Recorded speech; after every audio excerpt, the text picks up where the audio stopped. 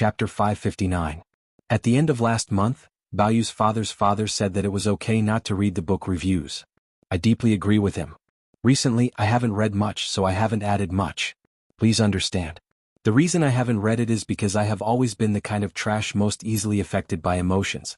I can tolerate criticism and accept criticism, but that doesn't mean I like criticism, especially the glorious, correct, and great kind. Today, I drank some wine and couldn't resist reading it. Many negative emotions rose to the corners of my lips like a treacherous official's smile.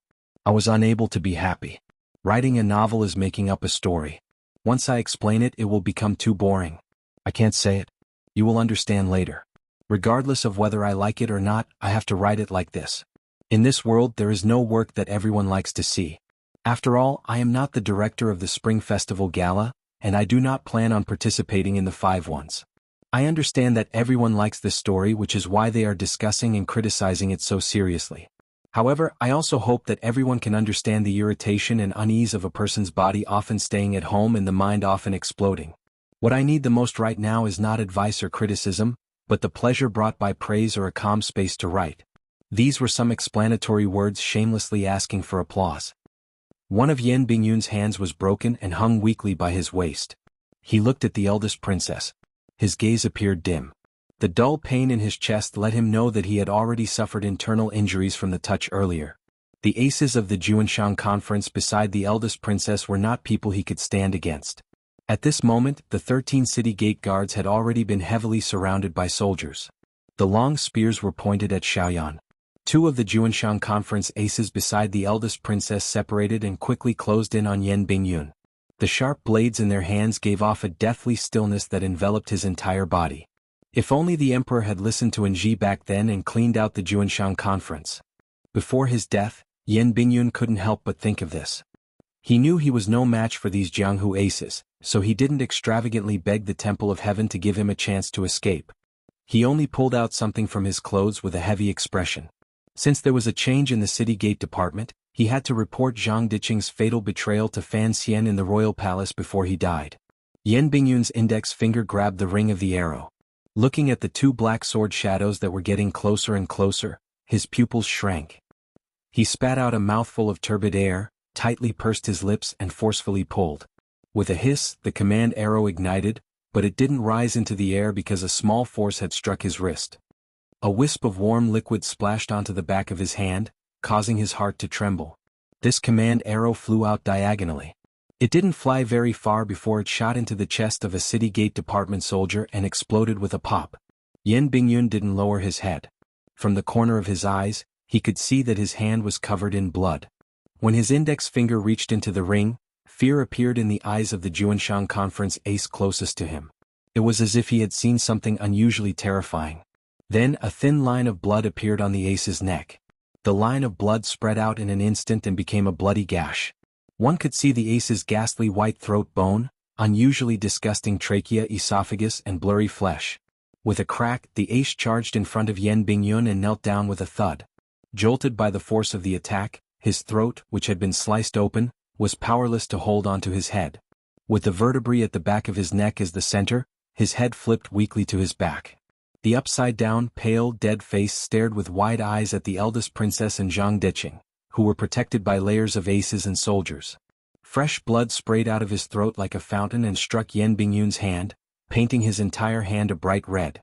Coincidentally, it also prevented the arrow of command from rising into the sky. The other Juanshan conference ace who had charged over faced an even more wretched fate. He didn't charge in front of Yan Bingyun at all. His gaze only caught a faint shadow reflected by the torch passing in front of him. He felt a coldness at his throat. A delicate and lusterless sword stabbed out from behind him on the right. With unusual stability and ruthlessness, it pierced through his neck at high speed and came out from the other side. With a hiss, the tip of the sword extended and then retracted like a viper's tongue. Like lightning, it left his neck. The expert's jinqi and life force also left his body along with the sword that had left his neck. His eyes were wide open like a dead fish, and he tried to cover his neck with one hand, but he found that he could no longer control any of the muscles in his body. His legs began to soften, his eyes began to darken, and he began to lose control of his bowels. He fell down and rolled on the ground like a gourd. He rolled past Yan Bingyun's frozen body and touched the high threshold of the city gate office before stopping. He was full of vigor, and a foul stench emanated from his body. In a flash, a sword that seemed to have stretched out from hell used a terrifying method to finish off two Juanshan conference aces. No one could react to what had happened. Even Yan Bingyun, whose life had been saved, couldn't react. He stood in shock where he was. Then he felt his entire body lighten. In the next moment, he had been lifted by the neck by a black shadow and flown to the top of the city gate office. Following the shadows of the tall city walls, it moved toward the darkness of Jingdo. The darkness before dawn grew thicker and thicker. On the other hand, in the eyes of those people that intended to besiege and kill Yan Bingyun, they instead saw an even more terrifying scene. A black shadow seemed to have silently appeared within the crowd, and it easily and extremely swiftly killed two experts. It carried Yan Bingyun as if it was carrying a tattered sack, and it easily escaped from the encirclement of so many people. Because it was easy, it was terrifying. With 3 bangs, Yan Bingyun had already been rescued by this person. The soldiers of the city gate office didn't even have time to raise the bows in their hands. Who was this black shadow to have such terrifying power? Protected by the aces and soldiers at the very back, the eldest princess's face was slightly pale. She waved her hand to disperse the subordinates in front of her and walked out of the crowd. Looking in the direction the black shadow had escaped, she didn't know how she felt. Only her eyes grew brighter and brighter. The Overwatch Council is indeed very terrifying, thought the mastermind of the Jingdo Rebellion. The mastermind of the Jingdo Rebellion thought to himself. However, he did not feel too defeated. Since the person who had come today was the best assassin in the world. Given his reputation for being the best at killing people, she had no way of stopping him from using this ability to save Yan Bingyun. However, it shouldn't affect anything. Li Yunrui thought of this as she narrowed her eyes and looked at the soldiers at the city gate. At this time, the sky was gradually brightening. The sun below the horizon began to release countless little silver fish, allowing their bulging bellies to reflect their own light. Gradually, they chased away the thick darkness of Jingdo. The torches were no longer as bright. The warm morning light fell on everyone's bodies and cast shadows on the ground. Of course, the Overwatch Council was terrifying. The 8 bureaus had hidden dragons and crouching tigers. Who knew how many heroes were willing to cover their faces, give up their former glory, and throw themselves into the great work of the Qin Kingdom's secret agents? When this power was twisted together, the power that could be unleashed was something that even the Qin Kingdom's most powerful emperor was secretly wary of. In name, the Overwatch Council was a secret agency directly managed by the Qing Emperor. However, everyone knew that the reason the Overwatch Council was able to attract the service of so many aces and survive so powerfully in the Qin Kingdom for over 30 years was all because of the old cripple in the wheelchair. Presently, there were only 1,000 Overwatch Council officials in Jingdo, yet they were already so terrifying. They had broken into the royal palace, suppressed the Ministry of Justice, forcefully opened the celestial prison, and subdued the Jingdo government. In one night they had flipped the entire Jingdo upside down. Fan Xian's plan was good, and Yan Bingyun's execution was good. To be able to achieve such an effect, it still relied on the Overwatch Council officials' powerful organizational abilities and iron-blooded obedience. These unique qualities of the Overwatch Council were all forged, bit by bit, into the soul of the Overwatch Council by Qin Pingping, the old cripple, and the first generation of the heads of the 8 bureaus over decades. Thus, the most powerful person in the Overwatch Council was not the Black Knights, Fan Xian, or the best assassin in the world. Rather, it was Qin Pingping and what he represented. Strangely, the Crown Prince and eldest princess had planned the assassination of the Emperor at Dong Mountain. The eldest princess also knew the power of the Overwatch Council, but it seemed that she had put too little attention on the Overwatch Council. At least, in the eyes of the uneasy Crown Prince, if he was going to ascend to the throne, if he didn't first control Qin Pingping, who would sit on that throne.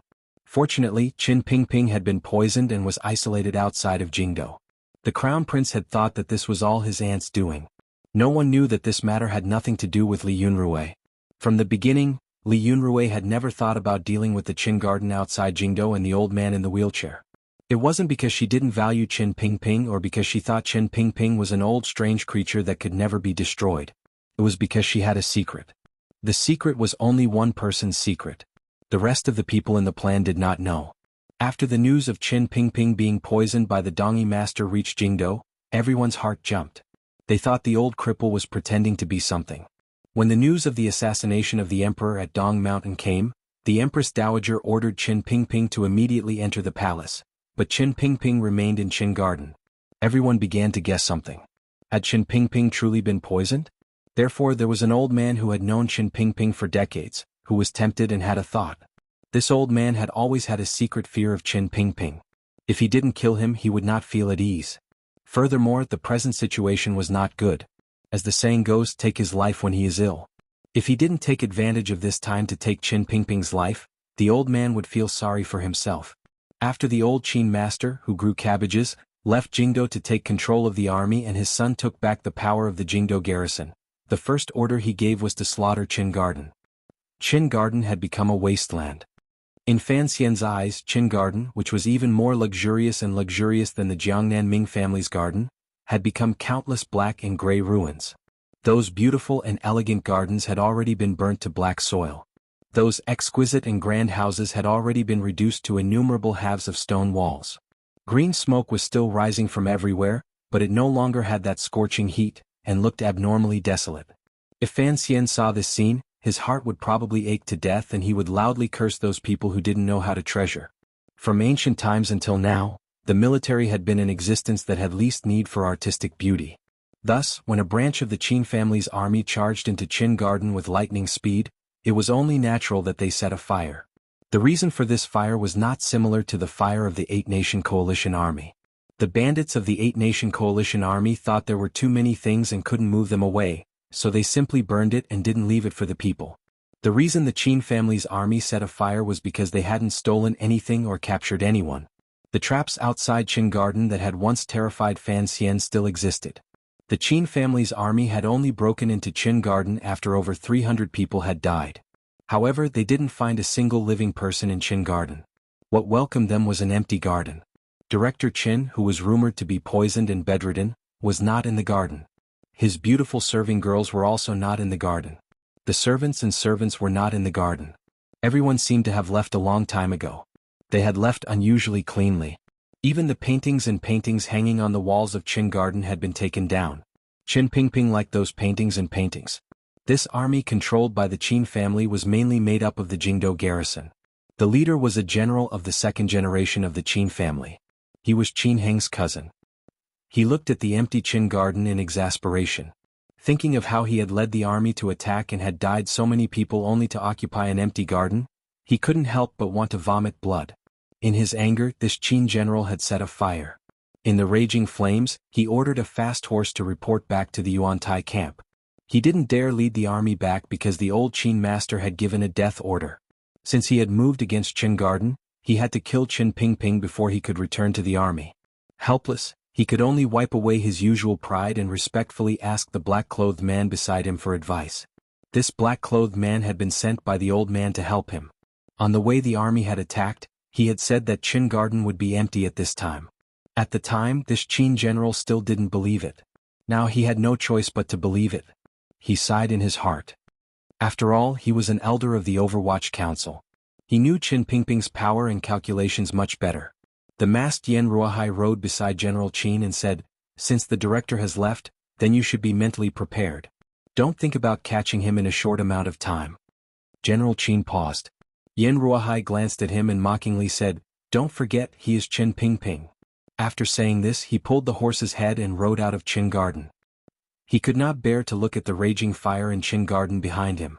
He thought to himself, "I wonder how this general who set fire to Qin Garden will be cut into pieces by the headmaster in the future."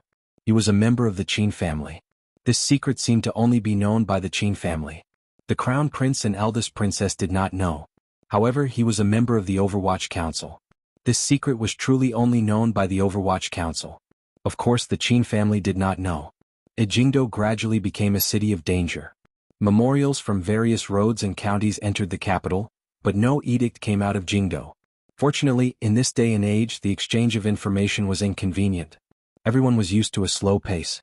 Even if the provinces around Jingdo felt it was strange, they did not panic because of Jingdo's dangerous situation. At least for the next few days, the entire Qin kingdom, other than Jingdo and Dongshan Road, was peaceful as usual. The morning in Weizhou was no different from the morning in Jingdo. The director of the Overwatch Council, Qin Pingping, who should have been in Jingdo dealing with the matter of the throne or treating poison in Qin Garden, raised his eyes to glance at the light in the sky above the courtyard. He furrowed his brows and began to raise his chopsticks to eat porridge and buns. Usually, in Qin Garden the old man also liked to eat these two things. When the Empress Dowager's edict reached Qin Garden, this old ancestor of the Qing Secret Service immediately ordered his servants to prepare a carriage and pack his luggage. He did not return to the capital. Instead he slipped away with unusual speed. Fan Xian and the great prince stood on the palace walls with worried faces, thinking about running away. Unexpectedly, the elder closest to them did this much more cleanly and efficiently than them. After a group of carriages left Qin Garden, they circled around the countryside to the south of Jingdo. The Qin family's army behind the carriages continued to persevere in searching for the whereabouts of the carriages, intending to kill them in one fell swoop.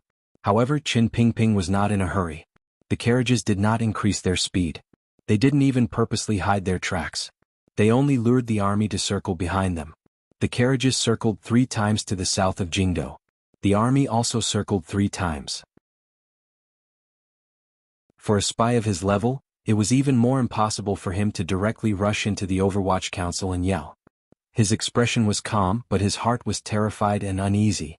He didn't know exactly what had happened in the Overwatch Council.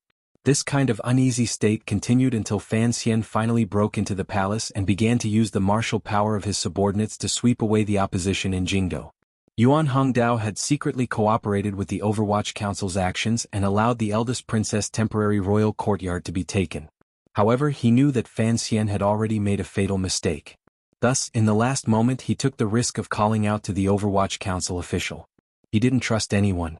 In comparison, since he couldn't contact Qin Pingping and Yan Ruahai in the entire court, the only person he trusted the most was Qin Pingping's successor, Sir Fan Jr.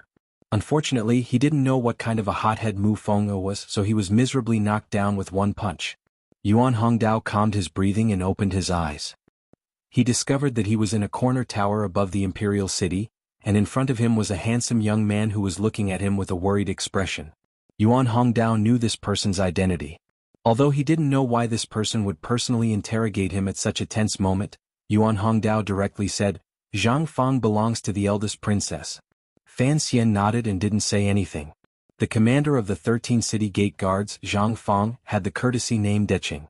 Everyone thought he was a righteous and loyal figure. Yet he belonged to the eldest princess.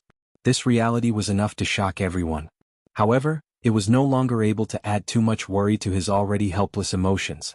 Yan Bingyun had not returned. The official responsible for keeping watch in the council had also not returned. There had to be something wrong with the city gate guards. Unfortunately, Yuan Hongdao had woken up too late.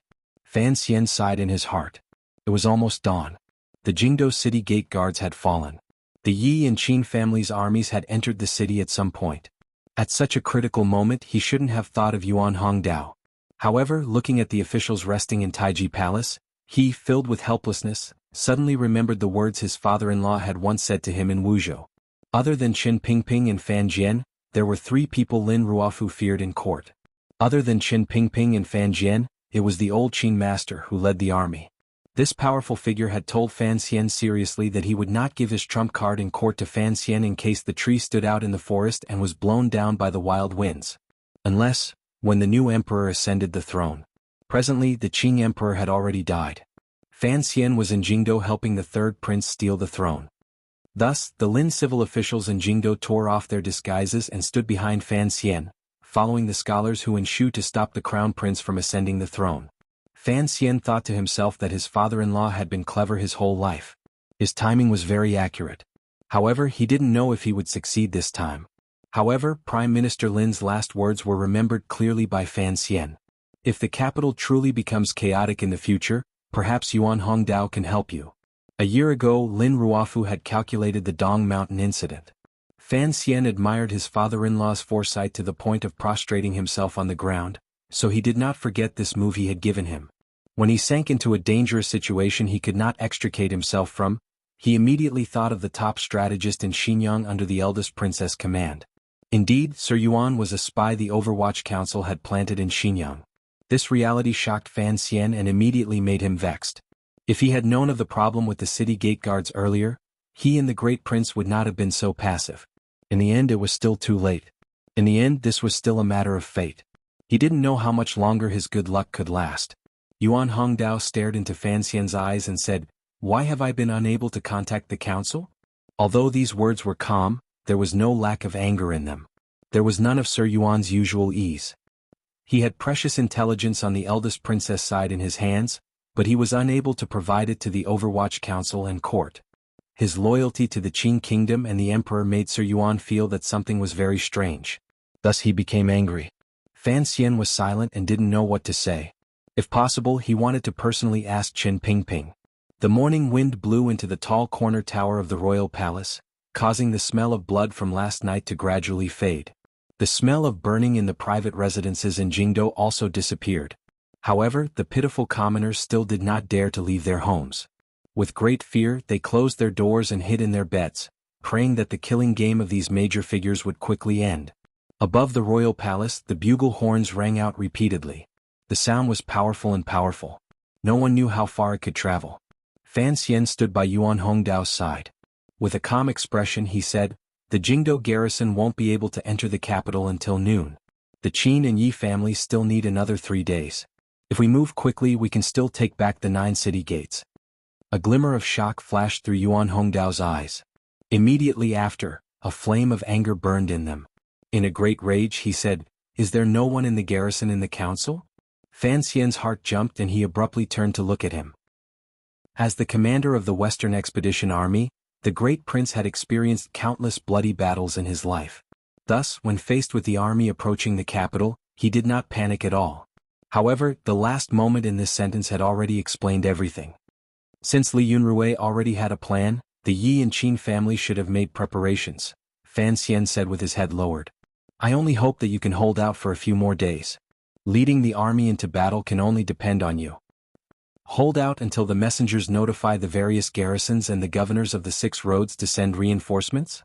The great prince swept a glance at him and said rudely, "Give up on that thought. It is impossible for those messengers to still be alive." Fan Xian sighed in his heart and thought, "I am not waiting for those people. Last night I had a stomachache and tossed and turned in bed. When I woke up today my mind was completely muddled." An ominous sound suddenly came through the morning wind. It seemed that the heavy Jingdo city gates had been opened by someone. There was no sound of horse hooves or horse neighing. There was no sound of armor and long swords clashing against each other. There was no military banner fluttering. At such a distance, one shouldn't be able to hear the sound of the city gates opening and closing. In such a deathly silent Jingdo, any strange movement from the city gates would touch on the sensitive thoughts of the people in the royal palace. Fan Xian abruptly turned his head and looked in a few directions to the west and south. He focused on the green smoke that the Overwatch Council secret agents had risked their lives to send out. His pupils constricted slightly. A moment later he and the great prince met each other's eyes and said, "We all guessed wrong." The expression on the great prince's face was extremely serious as he nodded his head. Green smoke rose in all directions as the horn gradually sounded. Looking down from the royal palace, one could see that dozens of clumps of dust had appeared on the outer walls of Jingdo in different directions. The sound of hooves was like thunder. It was rumbling from the city gates, following the roads in all directions in Jingdo, toward the royal palace. Fan Xian and the great prince had guessed that the rebel army would enter the capital through Xinyang Gate. They had not expected that the rebel army would enter the capital so openly and forcefully from all 9 city gates at the same time. The 2 princes on the palace walls sucked in a breath of cold air and wondered just how many people the eldest princess had in the rebel army. They dared to divide their forces to enter the capital through the 9 city gates and openly suppress the city, creating such a terrifying scene. In an instant, Jingdo was surrounded by smoke. Outside Jingdo's Xinyang Gate, the yellow earth was crushed by the galloping hooves of horses. It was then kicked up and turned into a cloud of dust and smoke. It gradually rose and became a cloud of yellow smoke, blocking out the light from the rising sun above the horizon. It made both inside and outside the city gate somewhat dark. The 5,000-man cavalry army rode in a row of 5 at a steady speed toward the wide-open Xinyang Gate. Everything appeared silent and fast. The dust kicked up by the horses' hooves was swept into the city gates by the charge of these fine horses. It looked like a headless and tailless yellow dragon struggling endlessly into Jingdo with the intention of swallowing those pitiful commoners. In the yellow soil that filled the sky, a large military flag was fluttering in the wind. A large Qin character was painted on the black flag. The last stroke of the Qin character was forcefully thrust out. It looked like an indestructible power. Even in the sky full of dust, it was still full of murderous intent.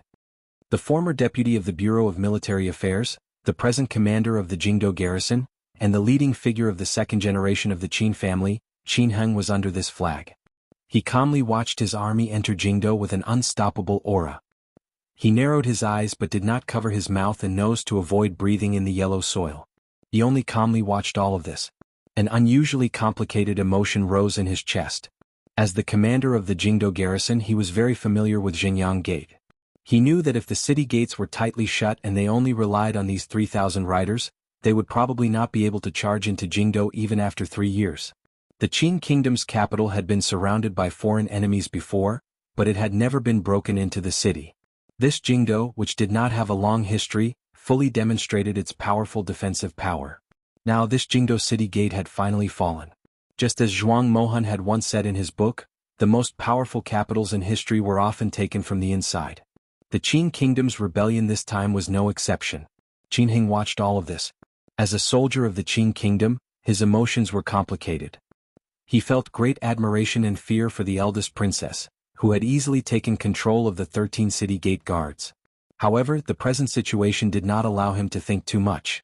The army had entered the capital through 9 city gates. The group of riders he led went through Xinyang Gate. He had to reach the royal palace before everyone else. This time, the army had gathered the armies of the Qin and Yi families, as well as the Jingdo garrison. There were 30,000 people in total, while the royal palace's defensive power added up to less than 6,000 people. The army entering the capital had to be open and aboveboard. They had to suppress the people in the royal palace until their hearts trembled and they surrendered. For Qin Heng, fighting this battle with 6 against 1 was not a difficult matter. He had never thought that the people he was familiar with in the royal palace would be able to oppose such a powerful army. The horses and soldiers rushing past in front of him flashed through his eyes. Then a person's name flashed through his mind. For Qin Heng, he was not worried about the royal palace. He was worried that Yi Zhong would reach the royal palace before him. Thinking of Yi Zhong's name, Qin Heng let out a murky breath. This permanent member of the Jingdo garrison had received the Empress Dowager's edict but had not returned to Dingzhou. Although it seemed that the Yi family's refusal to retreat was secretly arranged by the eldest princess and had great significance for the Jingdo battle, for the Qin family, the existence of the Yi family's military power had a different meaning.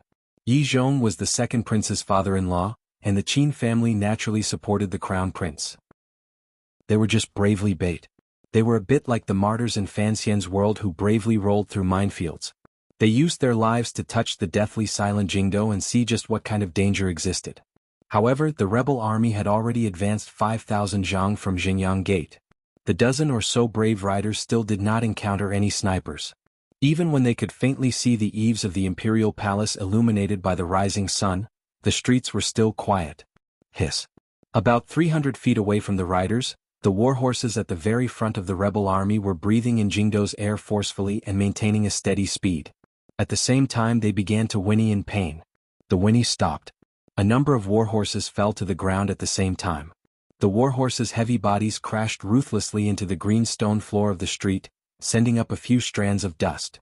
It seemed to shake the entire street. The horse's head crashed heavily into the ground. Fresh blood spurted out. No matter how skilled the riders on the warhorses were, they were caught unprepared by this sudden change and fell to the ground.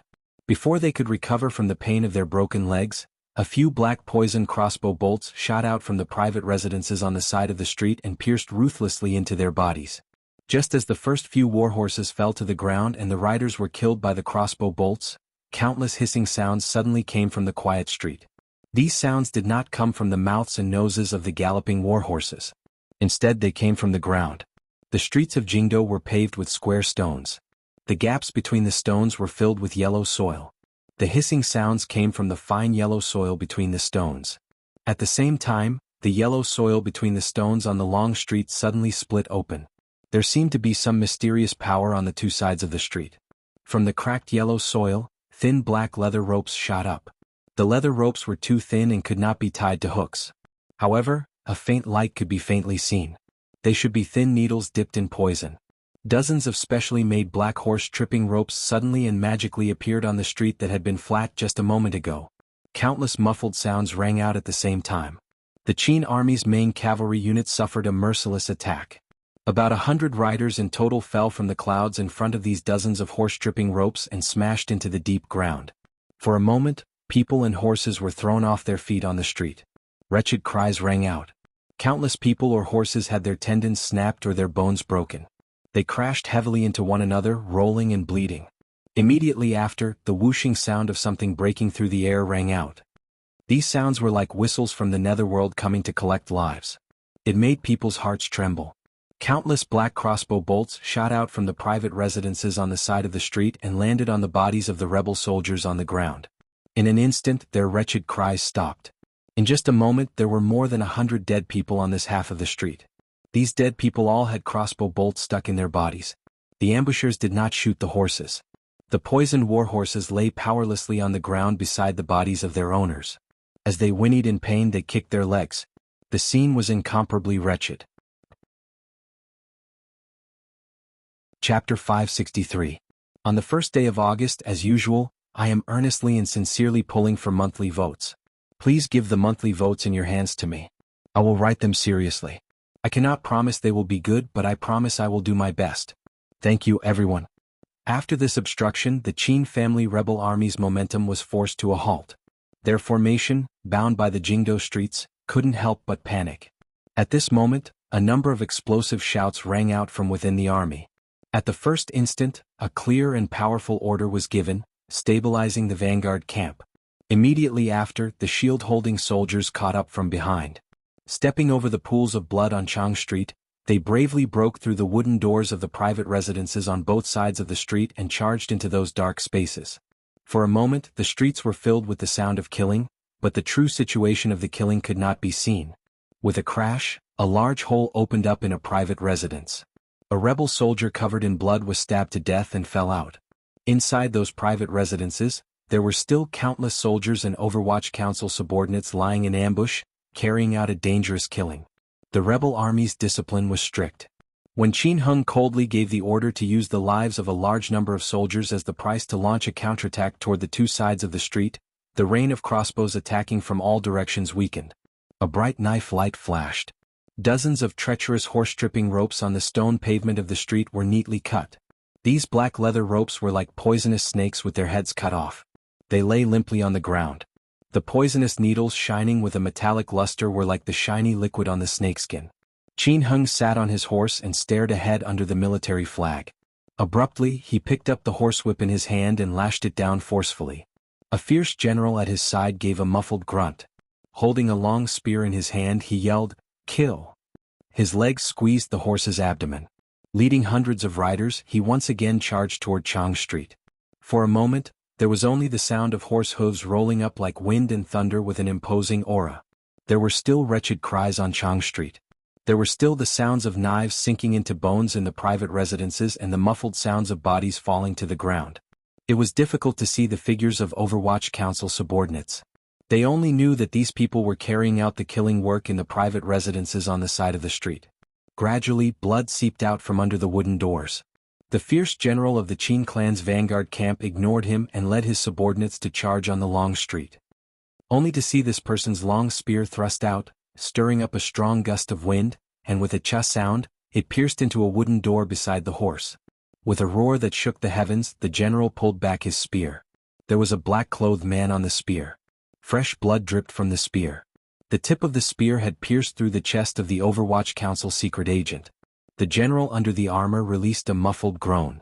With a shake of his arm, the corpse on the spear tip was flung out like a paper bag. He took the lead on a horse and once again stepped over the corpses and pools of blood on the street. Once again he galloped forward. The black spear in his hand was completely forged from iron and steel. It was mighty and powerful, and the spear was not weak at all. Along the street, it actually picked up 5 wooden doors and killed several people in quick succession. Qin Hung stared coldly at his most ferocious general from the back. He waved his hand and ordered the entire army to press forward. He was prepared to use a powerful military force to directly suppress the Overwatch Council snipers on both sides of the street. Although they had lost nearly 200 soldiers in their first encounter, Qin Heng's state of mind did not tremble at all. He had never thought that the Overwatch Council's methods in the dark could directly stop the advance of a large army. An Overwatch Council official holding a crossbow appeared on the building in front of them on the left. Through the window he took aim at the vanguard general. Unexpectedly, before he had time to pull the trigger, an arrow had already shot into his eye socket. The official gave a muffled groan and fell down the building. Immediately after, a series of whooshing sounds rang out. The dozens of bodyguards following the vanguard general on horseback on the street held light bows in their hands and shot to the left and right. Arrows flew out quickly. Immediately, many arrow holes appeared in the small buildings and private residences on both sides of the street.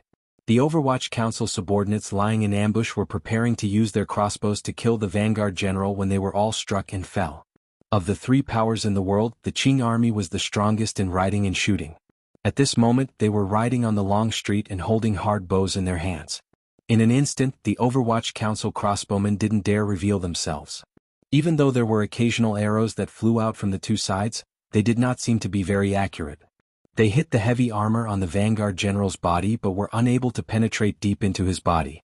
They only produced a few blooms of blood. In the blink of an eye, the Qin family general had already led the vanguard battalion to charge over 100 zhang, and behind him was the vast cavalry. At this moment they maintained a very high speed. They stepped over the bodies of the vanguard soldiers that had been shot into beehives and burned into charcoal. They charged toward the center of the army where Qin Heng was. Qin Heng didn't know what kind of shameless and sinister murder his most valued vanguard had suffered. After hearing the Overwatch Council's second call for an order, he had already ordered his army to begin pressing toward the two sides of Chang Street because the Overwatch Council's second attack had already begun. After a long silence and the two cold calls for an order, the rain of crossbow bolts fired toward the rebel soldiers became even more intense. Most of them were aimed at the center of the military flag, particularly where Qin Heng's personal camp was. "It's a repeating crossbow." Finally, a rebel soldier cried out timidly. Amidst the howling of crossbow bolts breaking through the wind, this cry was particularly heart-shaking. Do do do do. A series of densely packed strikes rang out. The first arrow was blocked, but what about the second and third? A dozen personal soldiers bravely stood in front of Qin Heng's horse. They only had elbow shields in their hands. It was not enough to block such a dense and fast crossbow bolt. They used their bodies and the large bodies of their war horses to act as meat shields for Qin Heng. On Chang Street, people and horses were thrown off their feet. Tragic cries rang out repeatedly. Countless rebel soldiers had crossbow bolts stuck into their faces. Fresh blood and sweat mixed together. Everywhere there were cries for help.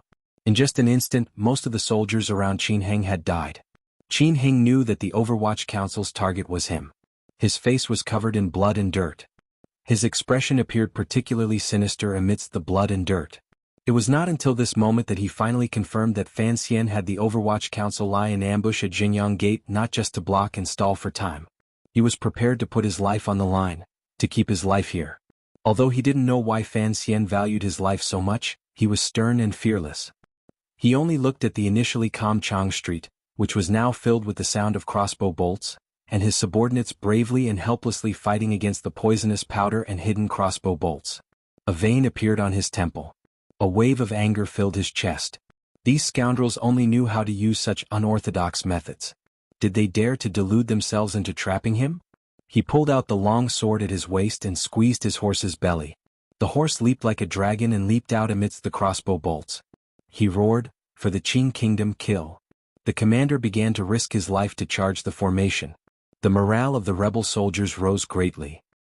Even though he had long seen through the concept of life and death, he couldn't help but feel his heart begin to tremble. He raised his head and looked in the direction of Jingyang Gate. He knew that the strength that he and the great prince had left outside the palace was mostly concentrated in that path.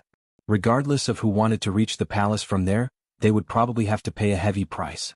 If he knew that it was the second-generation leading figure of the Qin family who was, at this moment, struggling to advance through crossbow bolts and poisonous smoke, he would probably laugh out loud. Fan Xian had always firmly remembered the Qin family's attack in the valley. However, he didn't know how many of those loyal Overwatch Council subordinates, as well as the Imperial Army's suicidal cavalry, would survive a moment later.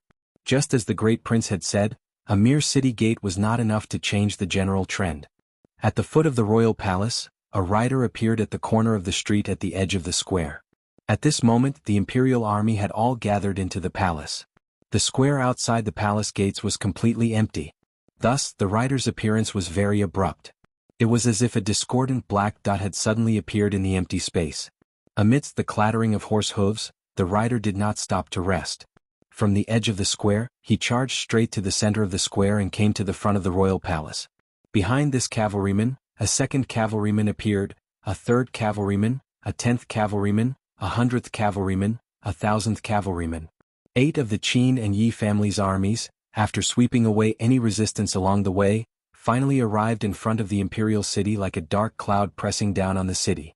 The densely packed rebel soldiers silently and coldly surrounded the entire royal palace. The murderous aura seeping through the silence and the steady aura made the hearts of the imperial soldiers on the palace walls tremble for no reason.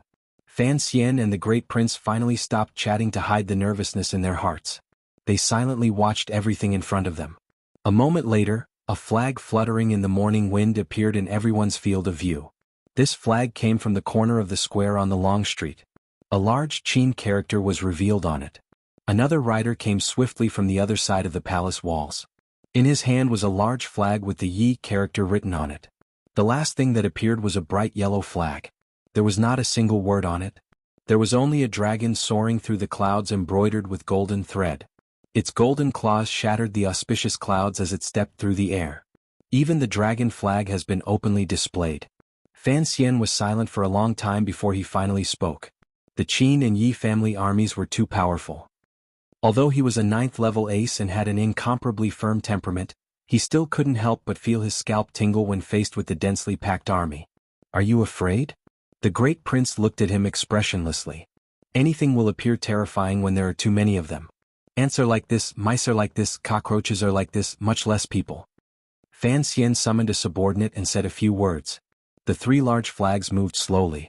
Under the burning gazes of the rebel soldiers around the square and the slightly fearful gazes of the imperial army guards, they came to the front of the royal palace. They came behind the first rider to enter the square and fluttered in the wind. "You've been stubbornly refusing to break through. I always thought you still had some trump card up your sleeve," the great prince said slowly as he looked at the riders and flags in front of the royal palace with narrowed eyes. "My trump card is long gone," Fan Xian said without changing his expression. Fan Xian's expression did not change as he said, "But I always thought that those old fellows wouldn't just leave us to die. I always thought that since the rebel army had already entered the city, they would jump out and pretend to be super scions. Unfortunately, it seems that I guessed wrong." "What are scions?" The great prince twitched the corner of his mouth. "I'm also very confused. Has Director Qin really been poisoned?" Fan Xian looked at the mountainous army in front of the royal palace and suddenly took a deep breath. Slapping the bricks of the royal palace, he said, "Even if it's the 2 of us, so what?" The great prince looked at him deeply and said, "I don't want to die with you." The storm was coming and the buildings were filled with worry. The 2 worried people in the corner of the royal palace were joking. The surrounding imperial army soldiers secretly watched this scene and listened to the duke and commander's hearty laughter. For some reason, they also felt that the rebel soldiers in front of the royal palace were not as terrifying as they had imagined. The great prince looked at the 3 lonely flags in front of the royal palace and the rider at the very front. He smiled slightly and said, "They are using their aura to suppress us and try to make the imperial army afraid. My subordinates would not be so cowardly. Why did we throw all the cards in our hands at Jingyang Gate?" Fan Xian narrowed his eyes and looked at the 4 riders standing in front of the royal palace. "It was to kill the enemy's spirit and raise the morale of our army. Then, how could we allow these 4 riders to stand so arrogantly in front of the royal palace as a demonstration? According to military tradition, the first rider to arrive will receive unparalleled glory." Fan Xian stared at the rider like a black dot. A moment later he suddenly said, "Then let him lose his glory." The great prince furrowed his brows. Chapter 564. The arrow of the city-guarding crossbow was like a short spear. It pierced through the flesh and blood of man and horse, piercing deeply into the cracks between the stone tiles of the square. The fine iron arrow, as thick as a child's arm, trembled endlessly and made a buzzing sound. It brought the blood of the rider's body under the arrow with it. Many people were unable to react, including the rebel army and the imperial guards on the palace walls. Tens of thousands of people stared dumbly at this scene, not daring to believe their eyes. Such a huge crossbow bolt had pierced through the cavalry's body. It was more like an iron rod from the heavens, ruthlessly smashing down from beyond the clouds. A death-like silence and an icy fear spread through the square. On the rider's body that had fallen gloriously, the three banner-holding officers also did not react. They looked stupidly at the rider in front of them who had become bloody foam and the internal organs that had been squeezed out of the ground. They didn't know how to react. Horses were different from humans. Even though they were war horses that had been chosen out of 10,000, when they saw this scene and felt the fear of that crossbow arrow, their biological instincts made the three horses neigh in unison.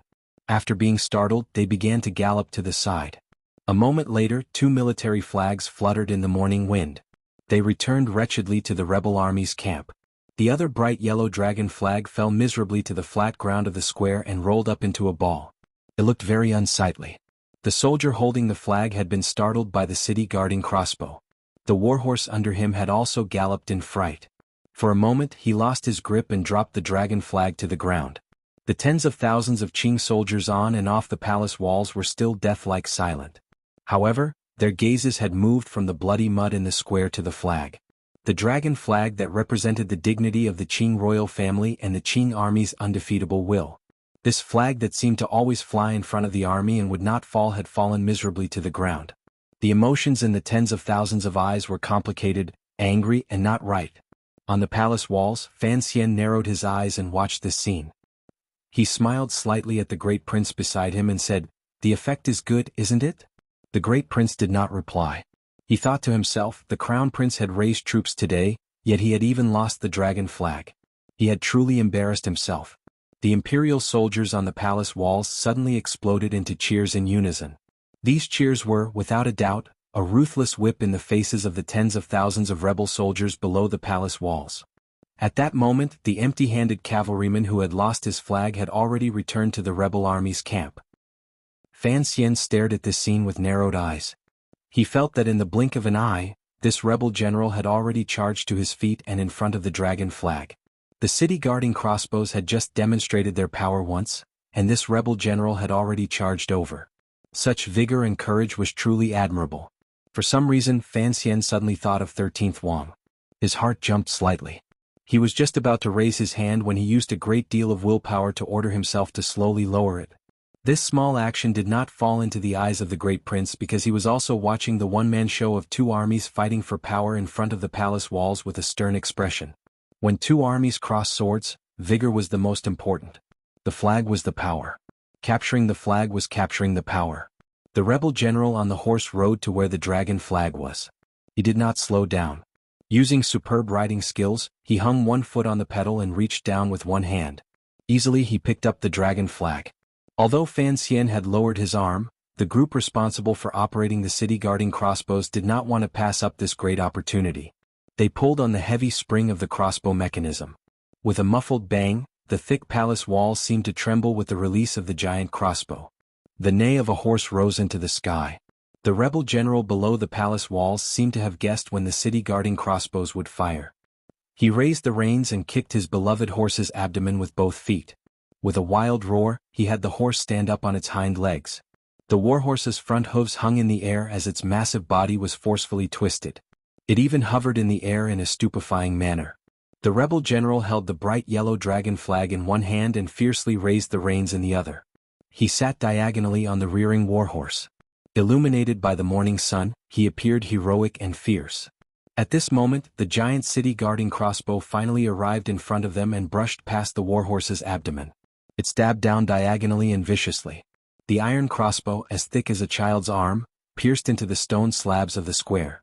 Shattered stones flew everywhere, but it did not even graze a hair on the rebel general's body. The rebel general twisted his left elbow and pulled in the reins again. The head of the horse under him turned to the left. With a neigh, its two hooves landed on the ground. All the muscles in its body relaxed and tightened. Like a wisp of smoke, it galloped directly back to the rebel army camp and back to the crown prince's side. The rebel general did not dismount. He only heavily stabbed the bright yellow dragon flag into the ground. The flagpole entered the ground but did not fall. The dragon flag once again fluttered in the morning wind and shone brilliantly. Thus, they had to use the most direct method at the very beginning to strike at the rebel army's morale. Although they did not have the extravagant hope that they would be able to take the flag and steal their morale, they could at least make it so that they would not be able to charge in one go and create a relatively slow process. That was why there was the wretched killing in front of Xingyang Gate and the first use of the city-guarding crossbows in half a century. Even if it was only aimed at one person, it had to make the rebel army's hearts tremble. However, Gong Dian's confident capture of the flag caused this momentum to turn back. Fortunately, although the rebel army was once again full of vigor, looking at the other party's formation, they should not attack immediately. The rebel army had a clear advantage. Why didn't they attack immediately? Fan Xian could calculate a few points. The royal palace had a natural advantage in defense. The city walls were tall and thick and the crossbows were united. The power in the palace was already at a dead end. If the rebel army attacked, this kind of destructive power that would rise from a dead end forced the crown prince to reconsider. The more important question was, who would attack? Although the heavenly soldiers and generals I've been hoping for have yet to arrive, Fan Xian said to the great prince with a warm smile. I think the rebel army actually has a headache. They are not a monolithic bloc. Nominally, the Yi and Qin families both support the crown prince, but what does the crown prince think? Yi Zhong is the second prince's father-in-law? He raised his hand and pointed to a military horse far to the right and said, the second prince and Yi Zhong should be over there. Do you think the crown prince is willing to let the Qin family charge and break through the enemy lines and let the second prince take advantage? The great prince said calmly, of course, the second prince is also unwilling to let his father-in-law go out. He has many things on his mind. If the last bit of capital is used up, presumably, he knows very well how Qingqian will deal with him in the future. Exactly. Fan Xian gently patted the green brick wall of the royal palace and looked at the rebel army camp slowly moving toward the royal palace. In a quiet voice he said, our two brothers both have ulterior motives. If we don't discuss it, we won't fight. Of course, no matter how you look at it, they are lions and we are antelopes. They don't want to lose too many people, so they will certainly urge us to surrender, Fan Xian said with his head lowered. The crown prince is a gentle person. The crown prince was fighting in the name of righteousness. He was not here to rebel. If he didn't say a few dignified words and just fought like this, wouldn't he be preparing to receive guests before the memorial archway was properly opened? Chapter 565. Qingqian, just surrender. Fan Xian's warm and gentle words made the tens of thousands of people inside and outside the royal palace dumbfounded at the same time. They felt it was incomparably absurd. The rebel army had surrounded the city. The people in the palace couldn't escape even if they wanted to. Sir Fan Jr. was shamelessly speaking on top of the palace walls at this moment to urge them to surrender. Crown Prince Li Qingqian, dressed in martial attire, sat on his horse. He sucked in a cold breath and thought to himself that Nji's skin was indeed becoming thicker and thicker to be able to say such things. Furthermore, he had said it so naturally. If someone who didn't know the situation had heard this, they would probably think that he, Li Qingqian, was the pitiful person being chased like a rabbit and not Fan Xian. In just one night, Fan Xian had changed from a court criminal to a so-called regent. He had shaken off his life of exile and broken into the royal palace. He had almost captured the crown prince in one move and successfully reversed the situation. Immediately after, in the early hours of the morning, the crown prince had luckily escaped. The army entered the city and instead surrounded Fan Xian in the palace. The so-called changing of the royal flag on top of the palace walls probably referred to the story of what had happened that night. The story had always been absurd. What was the point of Fan Xian saying such absurd words? Li Qingqian raised his head to look at his two brothers on top of the palace walls. After smiling bitterly, he shook his head and thought self-mockingly that after the old Qin master had spoken, he should have been the one to sincerely urge his brother to surrender. Unexpectedly, Fan Xian had rushed to say such words and stuffed his own words in his mouth. Fan Xian was indeed sinister to the extreme. The sound of messy horse hooves rang out from the square to the right. Li Qingqian unconsciously turned his head to look and saw the Dingzhou army entering the capital from the west gate slowly moving toward the center of the army he was in. He furrowed his brows. In front of the thousands of people, he saw the second prince's handsome face. A faint chill rose in his heart. The things in his brother's heart were not simple. His face was very similar to Fan Xian's. The calculations in his heart were probably just as sinister.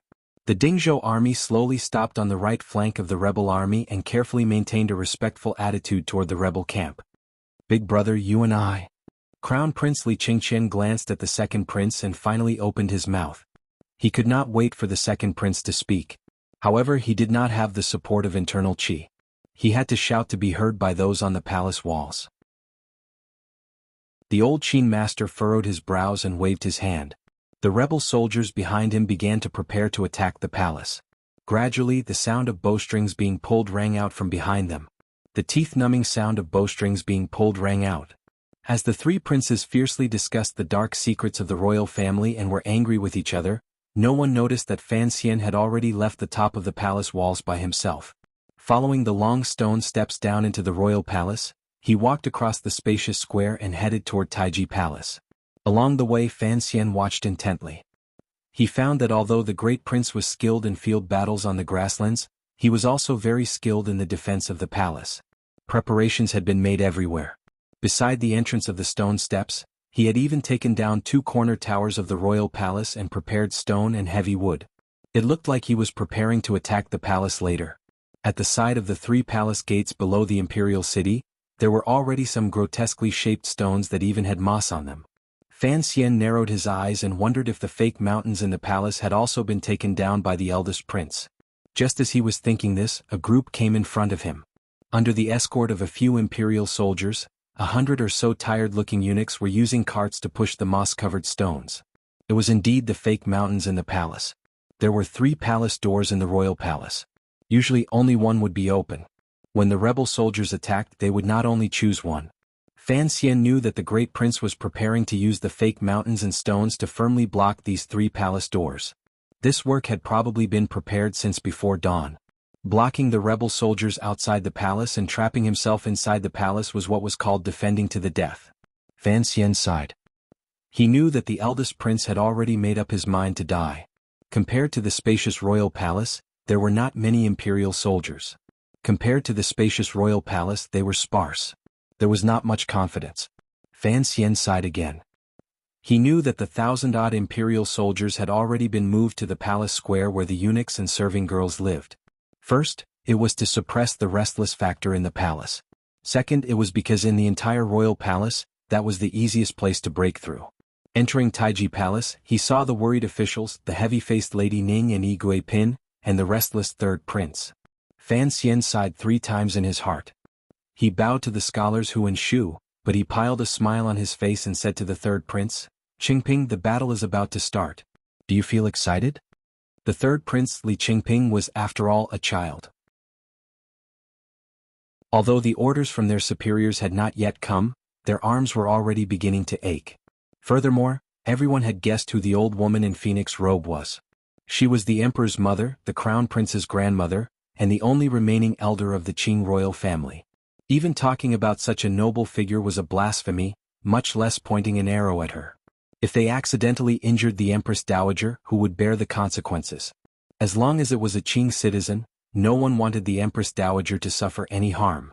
Thus, when Fan Xian brought the Empress Dowager onto the palace walls, the great prince's mood was awkward. After the scholars Shu and Hu did not listen to their advice, they could only sigh. Those who knew the details of the palace rebellion last night all knew that Fan Xian never used the most sinister methods to deal with the noblest of people. The sword mark on the Empress Dowager's neck was the most powerful evidence. Fan Xian gently helped the Empress Dowager tidy the high collar of her phoenix robe and carefully pulled out a strand of hair. Evenly he said, "As expected, Empress Dowager still has to wear formal attire. Only then will it have sufficient intimidation power. It was not in vain that I wasted my time ordering those old nannies to dress you up." The Empress Dowager suddenly turned her head. Boundless hatred abruptly appeared in her old and tired eyes. It was as if she wanted to swallow Fan Xian. Fan Xian didn't even look at her gaze. By her ear, he quietly said, "I also know that it is very painful not being able to speak. Taking my medicine is also very painful. Think about it, your Li family deserves this kind of retribution. I am punishing you on behalf of my mother. We have our own club on the front page of the website, the Qingyu Year Cat Fan. If everyone is interested, you can go in and take a look. There are many interesting comments and tidbits. I personally liked the chapter today. If you also liked it, please give me a monthly reward. There are too many strong books this month. The pressure of getting a reward is too great. P.S. I have some personal matters to take care of in the next 2 days, so I will write less. I sincerely wish everyone a happy weekend." Chapter 566. It was sweet and sour. It was the taste of the pill Fan Xian had forced the Empress Dowager to swallow. The pill had always been kept close to Fan Xian's body. Even though he had experienced so many life and death battles these 2 years, entered the sea and climbed mountains, and was covered in wounds. Fan Xian did not lose these pills. He knew these pills were very important to him. It had been a dozen years ago in Danzhou when Fan Xian's teacher, Fei Jie, had solemnly stuffed the medicinal pouch into his small hands. He was afraid that the tyrannical Jinqi Fan Xian practiced would explode and cause him to die a tragic death. However, in these dozen years, Fan Xian had never taken this medicine. After killing Xie Bai En by the second prince's side in the Jingdou government and fighting the shadow head-on, his Jinqi finally exploded in his body and he became a cripple. Even under these circumstances he did not take the medicine. He knew how tyrannical this medicine was. It was a medicine that scattered martial arts. Fan Xian was unwilling to disperse all the cultivation in his body, so he endured the pain of his meridians being torn and the stiffness of being unable to move. He persisted in not taking the medicine Sir Fei Jie had left behind. Fortunately, Haitang had later secretly brought the heart of Tianyi Dao to Jiangnan. Only then could his strange injuries slowly heal. Now he had finally delivered this pill into the Empress Dowager's mouth. The medicinal properties of this pill were strong. It followed the path of scattering martial arts and gathering qi.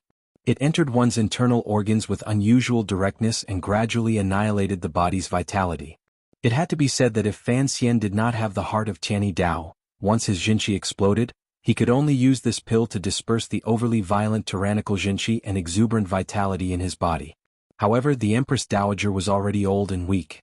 She did not have many years left to live. Taking this pill at this time was equivalent to the remnants of life in her body being gradually pulled out of her body by the medicine, speeding up the path of death. Her life gradually dimmed. Her old body could not withstand it and was already at its weakest point. Fan Xian had a great fear, so he did not brazenly use poison on the Empress Dowager. However, the medicine Fei Jie had left behind was not poison. No matter which famous doctor in the world came to diagnose, they would not be able to find anything strange. The Empress Dowager no longer had the strength to speak. Soon she felt the burden on her body grow heavier and heavier. Even if she wanted to raise her arm, she couldn't do it. Unless another great grandmaster appeared in the world and forcefully used extremely pure Jinqi to help her reflect for an instant, the Empress Dowager could only miserably become a cripple who couldn't speak or move. Then she would slowly wait for death to come. It was not that Fan Xian was ruthless. It was not that Fan Xian's desire for revenge had burned away his rationality like wildfire. In the current situation and with Fan Xian's great hidden worry, he could only use this method to ensure his present and future safety. Right now, the rebel army was surrounding the city. The Empress Dowager could be the god's card to weaken the rebel army's attack. But what about the safety in the future? The Empress Dowager did not know how sinister and vicious the medicine she had taken contained. She only thought it was a mute medicine. She still looked at Fan Xian with hatred. Fan Xian did not meet the Empress Dowager's dim and angry gaze. Instead, he turned his cold gaze toward the two powers high above the palace walls. He looked seriously at Yi Zhong beside the second prince and the short and strong general. A strange light shone through his eyes. It was as if he was thinking endlessly about something. The Dingzhou army had not entered the capital to present prisoners of war. As usual, there were only a few thousand soldiers. However, Yi Zhong and the second prince had led tens of thousands of people into Jingdou. It looked like they had long been prepared. However, he did not find Hongqing's figure among the rebel army. This made Fan Xian feel a glimmer of relief. Looking from a distance, the rebel army leaders seemed to be arguing about something. The crown prince remained silent. He used his worried eyes to watch the movements on the palace walls. He was worried about his mother and grandmother's safety. In his heart, he cursed Fan Xian, the great prince, Hu Shu and the other old officials viciously. Fan Xian suddenly narrowed his eyes. He saw that the rebel army leaders had stopped their discussion. The sound of horse hooves gradually rang out. The Qin and Yi families each split up their troops and pressed toward the two flanks. He abruptly turned his head and glanced at the great prince not far away. The great prince nodded at him to indicate that he had long been prepared. Only then did he relax. It looked like the main direction of the rebel army's attack, other than the main gate of the royal palace, had chosen Taiping Square. The palace walls there were slightly shorter. Furthermore, it was a place where eunuchs and serving girls lived, so the entrance was never strictly guarded. The great prince had long predicted this. He had moved a large number of soldiers forward to guard it. He had also moved over 70 to 80% of the loyal generals he had raised from the Western Expedition Army. It was just petty cleverness. It was only to stall for time. He still hadn't caught the one that had escaped and could change the situation. Fan Xian's mind suddenly began to empty again. His eyes gazed at the densely packed rebel army below the palace walls. It was as if he had seen through their existence. He gazed at a place further away, at the past, and at the variable he had been waiting for but had never appeared. 30,000 against a few thousand. No matter how high the palace walls were, even if the rebel army didn't dare to release arrows, and even if they had to use people to fill in the gaps, they had to fill in the moat outside the royal palace. They had to fill in a human ladder, climb to a high place and destroy everything in the royal palace. Looking at the busy arrangements of the rebel army and the gradually rising siege ladders, Fan Xian's pupils constricted slightly. He felt a glimmer of coldness at the bottom of his heart. The three-part ladder produced by the third workshop of the palace treasury had finally been moved over. The attack was finally about to begin. These military equipment were all produced by the palace treasury. As the head of the palace treasury, Fan Xian couldn't help but feel a glimmer of absurdity. The things he had produced were going to be used to attack him, and he couldn't find any way to deal with it. His heart began to beat faster. His scalp felt numb. His brows were furrowed tightly. Suddenly he took a few heavy breaths. He felt that there was a problem with his breathing. His chest felt heavy. Leaning against the arrow hole made of bricks, he slowly crouched down. The hearts of everyone on the palace walls jumped. They all rushed in his direction. The battle was imminent. If one of the main commanders, Fan Xian, suddenly had a problem with his body, it would, without a doubt, be a massive blow to the morale of the imperial army. The third prince was close to him. Fearfully holding his left arm, he called out, "Sir, what is it?" Without waiting for more people to gather around him, Fan Xian raised his right arm with his head down. In a tired voice he said, "I need a quiet place to think about some problems. You all go prepare. Don't mind me." Hearing this, no one could relax. Seeing his stubbornness and the fact that the rebel army was already preparing to attack, they could only accept their orders and rush to the area they were defending. The great prince stood in the commander's position and glanced at him from a distance. Seeing Fan Xian, who had been full of killing intent earlier, now crouching helplessly at the foot of the palace walls, he couldn't help but feel his heart dim. "Who the scholar? I'll have to trouble you to buy some time." Fan Xian lowered his head and spoke in a quiet voice. Who the scholar glanced at him with concern and sighed. He walked to the side of the palace walls and spoke in a loud voice. The third prince anxiously stood guard by his side. He didn't know how Fan Xian was right now. Fan Xian simply sat down on the foot of the palace walls and buried his head deeply between his legs. Breathing with difficulty, he looked very pitiful. He was like a homeless cat on a rainy night. Faintly, it seemed that he was carrying out his final conversation with the crown prince. Although these words floated into Fan Xian's ears, he was not able to hear a single word clearly. However, he had confidence in Hu the scholar. Since he was buying time, he had to buy it for a while. The problem Fan Xian faced was the chaos in his mind. After returning to the capital from Dong Mountain, he had done things step by step. In his confrontation with the eldest princess, there had been victories and defeats. Even when he was trapped in the royal palace, he was still full of confidence. The details of many events gave him a faint hint. The eldest princess and crown prince's rebellion had long been calculated by Chen Pingping. Since it was so, when things progressed to the final moment, there would always be a chance to turn the tables. Just as he had thought in the early hours of the morning, there would always be someone coming to save him on colorful auspicious clouds. However, the morning clouds had already dispersed, and the red light was no longer there.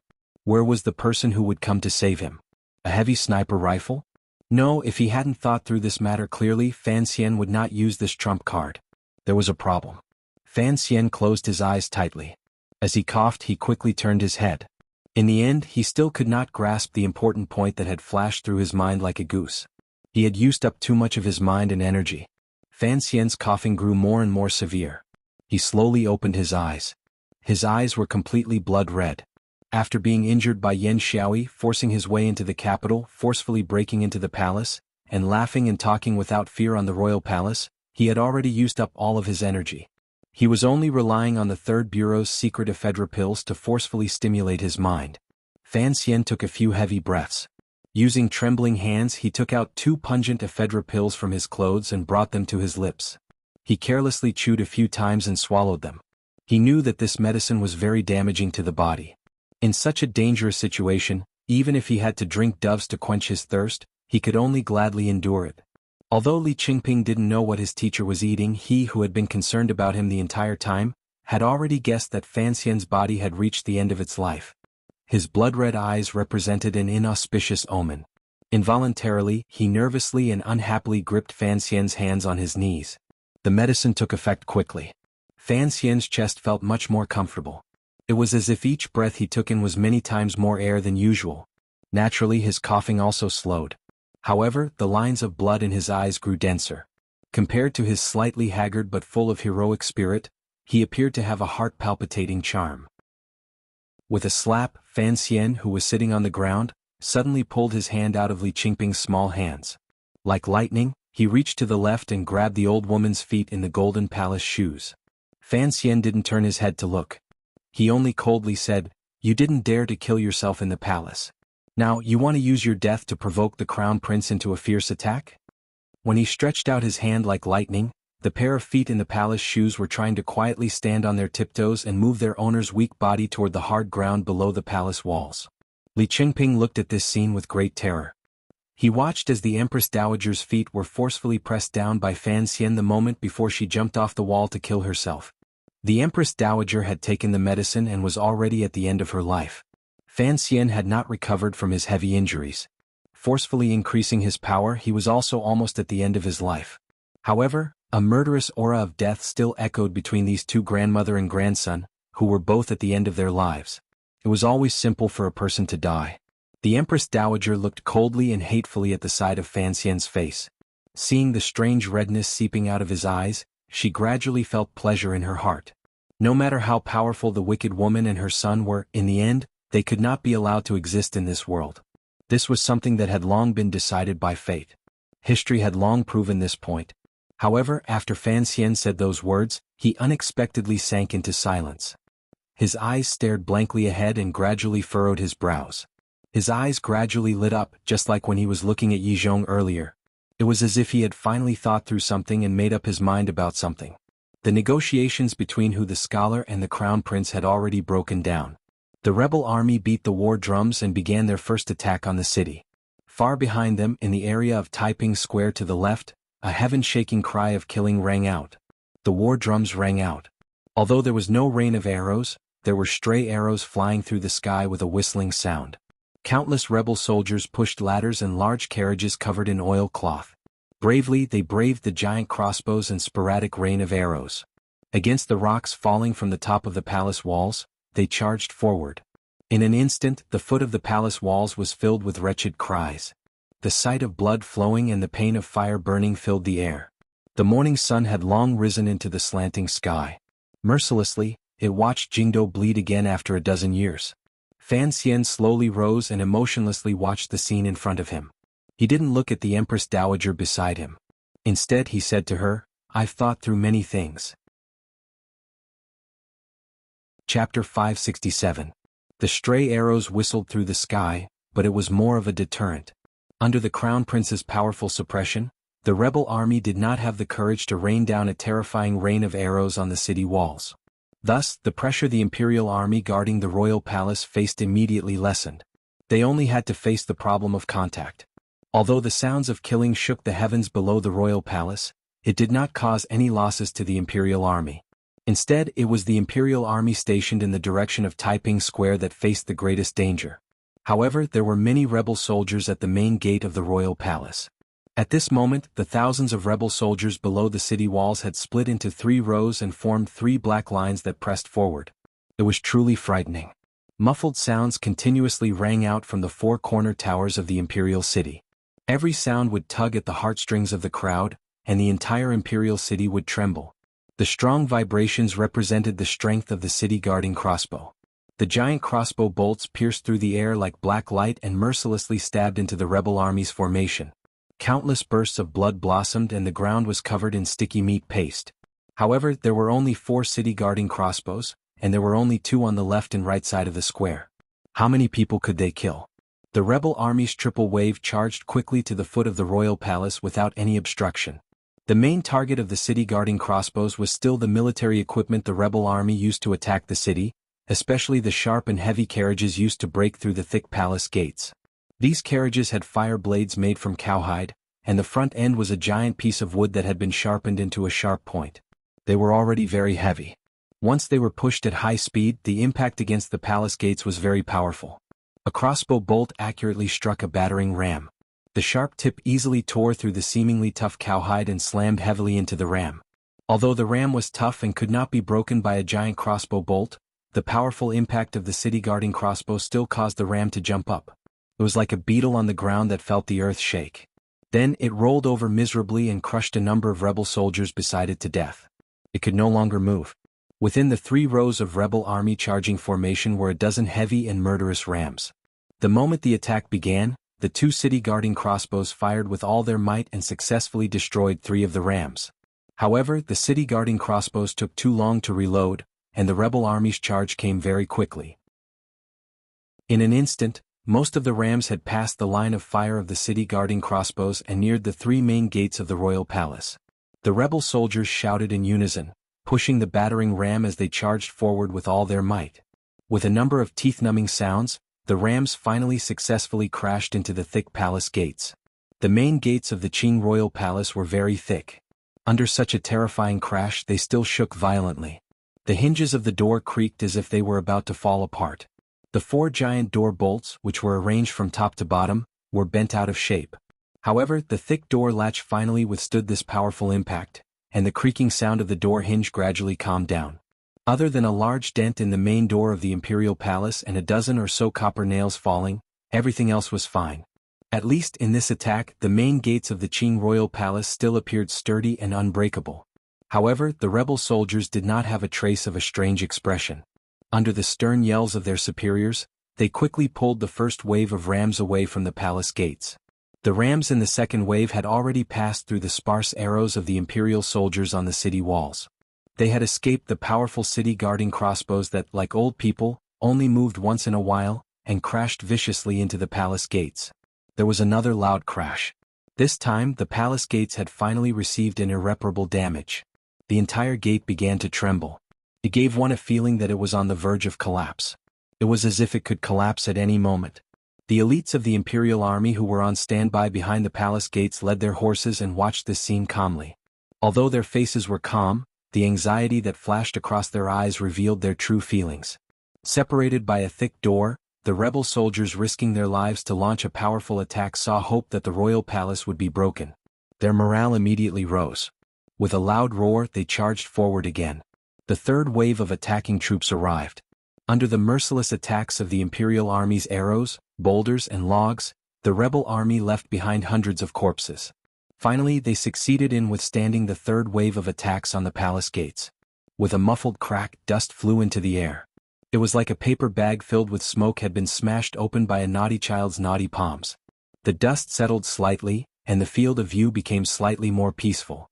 The countless rebel soldiers in the square saw that the thick and heavy palace gates in the middle of the royal palace had been smashed open. They couldn't help but cheer in unison. However, the group of elites closest to the imperial city didn't even have time to release any cheers.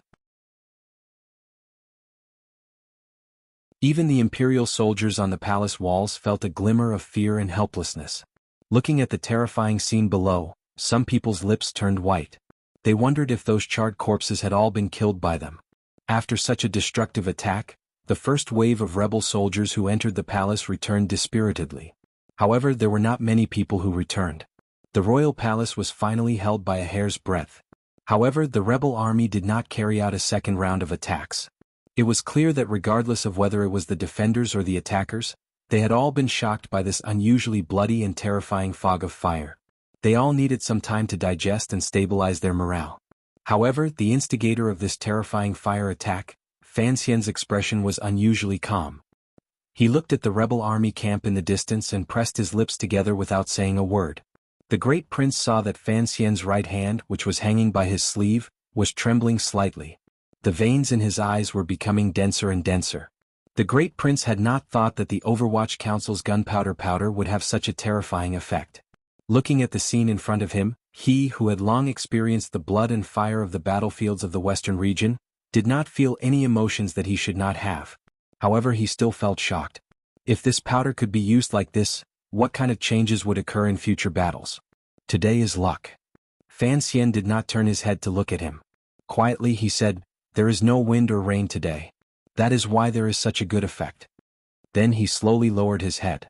Ever since he had taken control of the palace treasury, he had always been very attentive to the joint research work of the Third Workshop and the Third Bureau.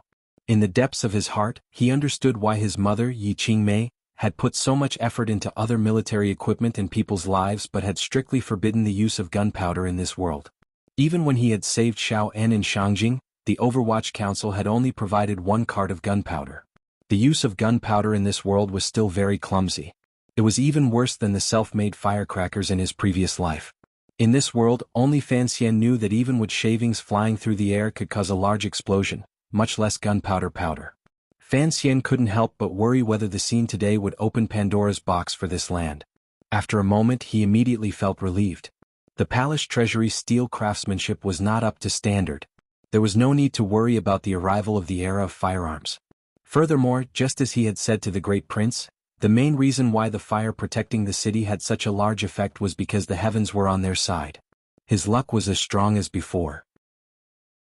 As for the wretched scene in front of him, Fan Xian actually felt his heart palpitate. Since he was young he had seen countless corpses and had personally killed countless people. But, when he personally saw so many charred corpses appear in front of him, he still felt waves of the urge to vomit. This was a battlefield, a true battlefield. It was precisely because of this that Fan Xian was even more determined to win. If a person came to this world with some kind of mission, he believed that his mission was the agreement with Haitang. If he wanted to reach that agreement he had to survive today. Using a knife to kill was still killing. Using a gun to kill was still killing. Using gunpowder to burn people to death was also killing. Other than being a bit more terrifying and ugly, there was not much difference. After all, the rebellion this time belonged to a civil war. The two sides fighting were the elite troops of the Qing kingdom. The scene just now made too many people feel a chill in their hearts. The rebel soldiers returned to their camps to lick their wounds, preparing to once again carry the resentment of revenge and begin an even more powerful attack. The expressions on the faces of the imperial soldiers on the city walls were complicated. Many of them didn't even dare to look at the black-clothed Sir Fan Jr. standing coldly on the city walls. The smell of burning and the remnants of fire were still burning in front of the royal palace. The vermilion palace walls and the green bricks on top of the walls were all burned with streaks of color. It looked like this beautiful and solemn royal palace had been ruthlessly slashed with countless scars by a knife. The great prince looked at the scene in front of him and slowly swept his gaze over the imperial soldiers on the city walls. In a steady and firm voice he said to all sides, "This is war. Remember, those below the walls are rebels. If we allow them to break into the royal palace, the Qing court will descend into darkness. The people will never have a chance to rise again. You will all be crushed to pieces." "What is below the walls? Is the enemy?" the great prince shouted in a stern voice. "You are all soldiers who have followed me back from the west. Why have we worked so hard to fight the Hu people on the grasslands? Everything is for the Qing kingdom. Those enemies want to destroy the foundation of the Qing kingdom. They are no different from the barbaric Hu people. They are just beasts.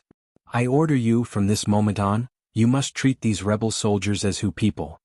Everything is for the Qing kingdom. The emperor is watching you from above." These were not hot-blooded words, but coming from the commander's mouth, they had a surprising effect of comforting people's hearts. The eyes of the imperial soldiers on the city walls gradually lit up, no longer as dim and lost as they had been earlier. For the Qing kingdom. Everyone on the palace walls cried out. Even the third prince, who was standing by Fan Xian's side, was no exception. Only the Empress Dowager, who had been firmly restrained by Fan Xian, had a glimmer of mockery and panic flash through her eyes. A wave of heavy footsteps rang out on the city walls. A group of eunuchs, under the watch of Overwatch Council officials, carried 3 black coffins with difficulty to the top of the city walls. The coffins landed heavily on the city walls and made a few muffled thuds. Everyone looked at the 3 coffins in astonishment. Fan Xian gently held the third prince's hand and stood behind the great prince. To the imperial soldiers, officials and Overwatch Council subordinates around him, he quietly said, "We are the emperor's officials. We have received the emperor's posthumous edict to stop those rebellious plots. Regardless of whether we succeed or fail, we will not retreat a single step." The great prince's expression was solemn. He continued Fan Xian's words and said, "There are 3 coffins here. Qingping and Ji and I will each have one. If the royal palace is broken into, the 3 of us will die here. This can be considered filial piety to father and loyalty to the Qing kingdom." He glanced at everyone and then slowly said, "Defend the palace to the death. Does everyone have confidence? Even the cliched method of carrying coffins to battle had been brought out by Fan Xian. How could the soldiers not feel their blood boil? In unison they cried out, "Yes." Fan Xian held Li Qingping's hand and said in an even voice, "Are you afraid?" The third prince thought for a bit and shook his head forcefully. "No. Father's son will not be afraid." "All right." Fan Xian glanced at him with a slight smile and didn't say anything more. He only thought that if the change did not happen and the royal palace was actually broken, he could only take the third prince and flee to the ends of the world. He could only hope that this kid wouldn't scold him when the time came. In the distance, the rebel soldiers began to gather again. The morale that had been suppressed by Fan Xian's evil plan seemed to have successfully turned into resentment toward the royal palace. Most of the Qin kingdom's troops had been on the battlefield for a long time. Their ability to mobilize soldiers was not inferior to anyone else's. The gazes of the rebel soldiers toward the royal palace began to fill with naked murderous intent. The sea of fire appeared terrifying, but in reality, it did not cause much damage to the rebel soldiers. Fan Xian looked at the scene in front of him and couldn't help his heart tremble slightly. He thought to himself that if he had calculated wrong, the following steps would probably kill many people on his side. He knew that he was completely unfamiliar with military affairs, so from beginning to end, he had not made any suggestions about the great prince's arrangement of troops. Instead, he calmly acted as a spectator and helper. At this moment, he was going to make an unusually daring suggestion. "How many imperial soldiers do we have left?" 2,700. "Basically, we haven't lost much." Fan Xian tilted his head and listened as the sounds of fighting in Taiping Square grew quieter. He furrowed his brows slightly and said, "Do you think we can hold it?" The great prince's sword-like brows were smeared with a layer of murderous intent. Straightforwardly he said, "Even if father personally led troops, we wouldn't be able to hold it." A glimmer of self-mockery suddenly flashed through the corners of his lips. "The disparity between us and the enemy is too great. If the Western Expedition Army had not been disbanded by father, even if I only led 1/3 of the Western Expedition Army, I would still dare to fight a decisive battle against the rebel soldiers below." The great prince took a deep breath. "However, don't worry. Even if we lose, we won't lose so badly. The generals and soldiers under my command have all eaten Hu people's meat and drank Hu people's blood on the grasslands. The Qin family, it has been 20 years since the old man personally led troops. The soldiers of the Jingdo garrison are extremely lazy. The only one is the Dingzhou army." Fan Xian cut him off and said, "In that round of attack and defense just now, I noticed a problem." "What problem?" Fan Xian moved closer to the great prince's ear and quietly said a few words. "What are you thinking about?" A cold light flashed through the great prince's eyes. "I'm thinking about gambling." Fan Xian lowered his head and faintly said, "We no longer have any trump cards in our hands. If we continue like this, we will eventually die." The great prince furrowed his brows and said, "War is not child's play. What you're saying is too absurd." Fan Xian smiled bitterly. "It is indeed absurd. However, I truly can't think of any opportunity to turn the tables." He turned his head and glanced at the 3 coffins glowing with black light. His gaze gradually became determined. He still had a trump card, but he had not seen everyone's trump card clearly. No matter what, he would not use it. The great prince was silent for a moment and then suddenly said, "How do you want to gamble?" "Dig up the rocks at the palace gates." Fan Xian raised his face and looked through the slightly warm air of the square at the commander of the Dingzhou army, Yi Zhong, who was quietly saying something to the second prince. His gaze narrowed slightly. "We should be prepared to charge out at any moment and give ourselves a chance." He then smiled warmly and said, "Give the world a surprise." Coincidentally, Yi Zhong, who was in the middle of a secret discussion with the second prince, seemed to feel the gaze from the palace walls. He raised his head and glanced back with unusual calmness and coldness. "Ahem, when the great prince said this is war, I almost couldn't resist writing that all is fair in war. Everyone should know that I am the worst at writing these things. When I first conceived of Qing Yu's year, I made a great wish that I would try to learn and improve my abilities in this area. I am still not very good, but please see my progress and hard work. P.S. I don't know who wrote the KFC's Qing Yu's year review in the book review section. I just thought it was very funny. I don't know if that book friend knows me in real life, but most of his spoilers are definitely wrong. I was mad and changed the wrong words 3 times. It is now 6:08. To the friends who subscribed earlier, I apologize. Recently there have been too many wrong words. No matter how mad I am, This is the fourth time I've changed the wrong words. I've actually changed them before, but there are still so many. This is 609. Sorry. Chapter 568. There was a faint smoke all around, a thick stench of blood, and a faint, terrifying smell of something burnt. The entire capital was in chaos. Other than the left and right of the royal palace, no one knew where else there was killing and strangling. The faint sounds of killing did not stop for a moment. The second prince furrowed his brows and stared in a daze at the blurry scene on the palace walls. Lowering his voice, he said, "They won't be able to hold it. It's just a matter of how long they can last.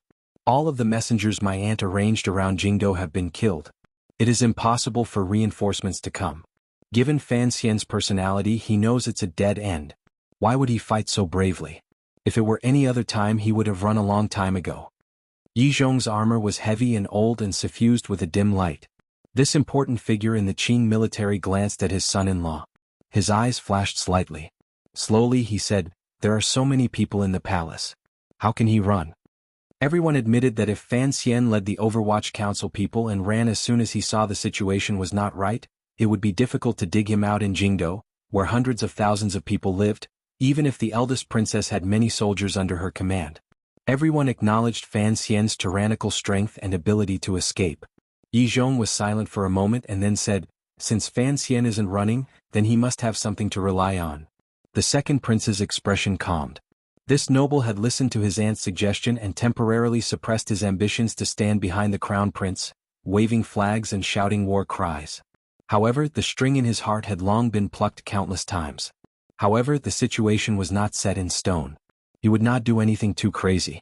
Particularly compared to the crown prince, he was more afraid of Fan Xian's existence. Fan Xian's attack on the second prince was not only a blow to his strength, but also a great blow to his spirit.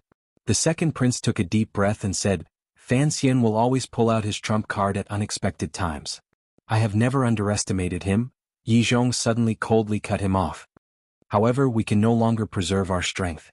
The great prince is leading thousands of imperial soldiers to defend the royal palace to the death. He also has the Overwatch Council's secret support. His strength is much more tyrannical than we originally thought. As for Taiping District, if we don't go all out to attack, I'm afraid there will be variables if we drag on." The second prince slowly lowered his head and thought about something in his heart. This time, the Qin and Yi families had formed a rebel army to surround the palace. Nominally, they both supported the crown prince's succession. Everyone knew, at least for now, that the Dingzhou Yi family belonged to the second prince. Thus, in the numerous attacks since the morning, the Yi family had not used their full strength. In the direction of Taiping Square, they were particularly careful because they were worried that they would lose too much of their strength. It was precisely because of this that the rebel army's attacks were not continuous. And all of this was something that the second prince had tacitly agreed to. Yi Zhong glanced at his son-in-law and said in a deep voice, "I trust that Fan Xian has already seen this. I think he will immediately use this to drive a wedge between you and the crown prince. At this juncture, please put aside your past thoughts and first help the crown prince enter the palace." The second prince took a deep breath. A warm smile rose to his face as he nodded. "Father-in-law is right. We cannot give Fan Xian any opportunity to use. If the crown prince and I continue to be suspicious of each other, it will only make the three brothers in the palace happy." He turned his head to glance at Yi Zhong and solemnly said, "Have the crown prince and old Qin master attack without worry. I'll go to the central camp and ask for the crown prince's instructions." Yi Zhong furrowed his brows slightly. He knew that the second prince was going to use him as a hostage and use his safety to ensure the unity and will of the tens of thousands of rebel soldiers. He was not going to give Fan Xian any opportunity to use them. It's too dangerous. The commander of the Dingzhou army slowly closed his eyes. "As the deputy general, I should go to the central camp to give orders. I'll just take a few trusted soldiers there. The Dingzhou army will be handed over to your highness to deal with. As for all matters regarding the attack on the city, the central camp will send out military orders. There won't be a situation where it is difficult to deliver military orders." The second prince paused. A moment later, he was moved and said with concern, "Father-in-law, be careful." Just as the second prince and Yi Zhong expected, seeing that the Dingzhou army was preserving their strength, Fan Xian would not let go of this opportunity to sow discord. Standing on the top of the city walls and gazing at the rebel army's central camp, he once again began to call out to the crown prince. At this moment, the attack below the city walls was particularly urgent. The sound of drums was like thunder. Cries for killing rose from all directions. There were rebel soldiers climbing up ladders and beginning to brave arrows and rolling stones as they climbed toward the top of the city walls. It was at such a tense moment and in such a noisy and dangerous environment that Fan Xian's every word was branded into the ears of all of the rebel soldiers and Qin family generals. He only called out one thing toward the bottom of the palace walls: "Old thief Qin, so many of your people have died. Does it not hurt?" There was not a single word that mentioned the Yi family or the Dingzhou army. However, bodies were scattered across the square. The charred remains of the terrifying rebel soldiers still gave off a nauseating smell. As long as one was not blind, one would notice that the people who had died in these waves of attacks were mostly Qin family soldiers and two subordinates of the Jingdou garrison. Dingzhou had not suffered many losses. After these words were said, the leaders of the rebel army's central camp were all surprised. The crown prince smiled slightly and said to the generals beside him, "Only an idiot would believe such childish sowing discord. Even a blind person could hear Fan Xian's intentions in such an open provocation. Only an idiot would foolishly fall for his trap and begin to suspect each other's intentions." Although the crown prince and second prince had once fought to the death in court, after experiencing the Dong Mountain incident and under the eldest princess' gentle and powerful suppression, they had no choice but to work closely together. The two Li princes were not idiots. They knew that they had to maintain a semblance of unity and cooperation. However, no matter how simple a plan was, when it was turned into direct words and landed in everyone's ears, it would have some effect on people's emotions, particularly the generals of the Qin family. Although they knew what Fan Xian wanted to achieve, they still couldn't help but feel a glimmer of anger. Since the beginning of the attack, it had always been the Qin family fighting the main force. The Dingzhou army had basically stood to the side and watched coldly. How could the Qin generals feel comfortable? After taking the flag and returning, Gong Dian, who had been standing 2 riders away from the crown prince, began to have an unnatural expression. It was as if he felt a glimmer of shame. Everyone had seen the Dingzhou army's behavior and knew that Yi Zhong and the second prince were certainly planning something in their hearts. Although it would not have much of an impact on the major event, the Qin family would certainly be furious. The crown prince glanced warmly at Gong Dian and said, "Fan Xian knows that he has already entered a dead end, which is why he would do such senseless actions. As the saying goes, one should not be surprised by strange things. There are only so many people in the palace. I will use the army to suppress them. As long as we do not fall into chaos ourselves, the major event will eventually succeed. I hope everyone will work hard." "Yes, Your Highness." The generals by his side all bowed. They knew that what the crown prince said was the correct path. Using the proper path to win through unusual means. If the correct path was magnanimous and powerful, why care about unusual means? With just a slight mention, the crown prince crushed Fan Xian's words and tossed them away. The generals began to get busy again. The crown prince and the old Qin master said something in a low voice. At the same time, they turned their gaze toward the top of the palace walls. At this moment, a soldier holding a flag arrived on a fast horse. Under everyone's slightly strange gaze, he reported in a loud voice, "Deputy Commander Yi Zhong is here to ask for the Crown Prince's order." The Crown Prince was slightly startled, but his eyes lit up. To the side, the old Qin master suddenly opened his eyes. A cold light shone out but immediately calmed down. The situation was already set. The old Qin master couldn't help but begin to think about his only son, Qin Heng. He wondered what kind of blow he had suffered at Jinyang Gate and why he had not returned to his troops yet. Although Yi Zhong's arrival was sudden, the old Qin master's heart only jumped slightly before he let it go. The old master guessed why Yi Zhong had come, but he was not worried that Yi Zhong would steal any of the Qin family's achievements. The Qin family's contribution in helping the crown prince to the throne was something no one could deny. As long as the crown prince ascended to the throne and became emperor, the Qin family could at least enjoy decades of peace after the old master died. The crown prince's glimmer of surprise and joy was because he had other thoughts. He knew that Yi Zhong had come because he didn't want Fan Xian's words to affect today's grand plan. However, this respect for him and the importance he placed on the overall situation made the crown prince see a glimmer of light. Fan Xian had placed the Empress Dowager and the Empress Dowager's medallions on the top of the palace walls. The crown prince and the old Qin master had had a fierce conflict. Although the crown prince had forcefully suppressed the thoughts of the Qin family's generals, he had other thoughts in his heart, thoughts that Fan Xian wanted him to have. A few days ago, the Crown Prince and the Empress Dowager had discussed deeply a number of times. They had never made up their minds to have the Qin family lead troops into the capital. They were afraid that the military would dominate in the future. Looking at the situation, the Crown Prince knew that, in the end, he was not his father. His influence on the military was still too small. He had to find some way to balance things out. Yi Zhong's sudden arrival made the Crown Prince find a glimmer of a possibility. Yi Zhong was the second prince's father-in-law. Logically speaking, he should be the person the Crown Prince was most wary of. However, the Crown Prince did not think that the alliance in this world would last forever. Everything was related to profit and had nothing to do with feelings and family. He was the true Crown Prince and was about to ascend to the throne. The Yi family's support of him was much more beneficial than supporting the second prince. Of course, he did not dare hope that the Yi family would suddenly turn to him. These things were problems to be considered a long time later. However, he had discovered this possibility. Li Qingqian felt a slight bitterness in his heart. The group of people below the palace walls were all traitors and immoral. What wouldn't they do? Yi Zhong entered the ranks and bowed solemnly to the Crown Prince. He reported the battle situation in Taiping Square. His trusted soldiers were far away outside the camp. Although the Qin family would not guard against him, they would not allow him to bring his trusted soldiers in. The old Qin master narrowed his eyes and nodded slightly toward Yi Zhong in greeting. Yi Zhong's expression was slightly dark. He was extremely calm. The siege continued. Arrows flew past in all directions. The sound of killing did not stop. There were already clear casualties among the imperial army. However, the royal palace was tall.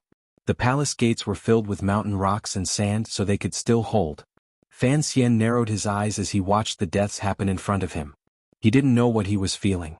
At this time, the great prince had already tidied up his light armor and removed the long sword at his waist.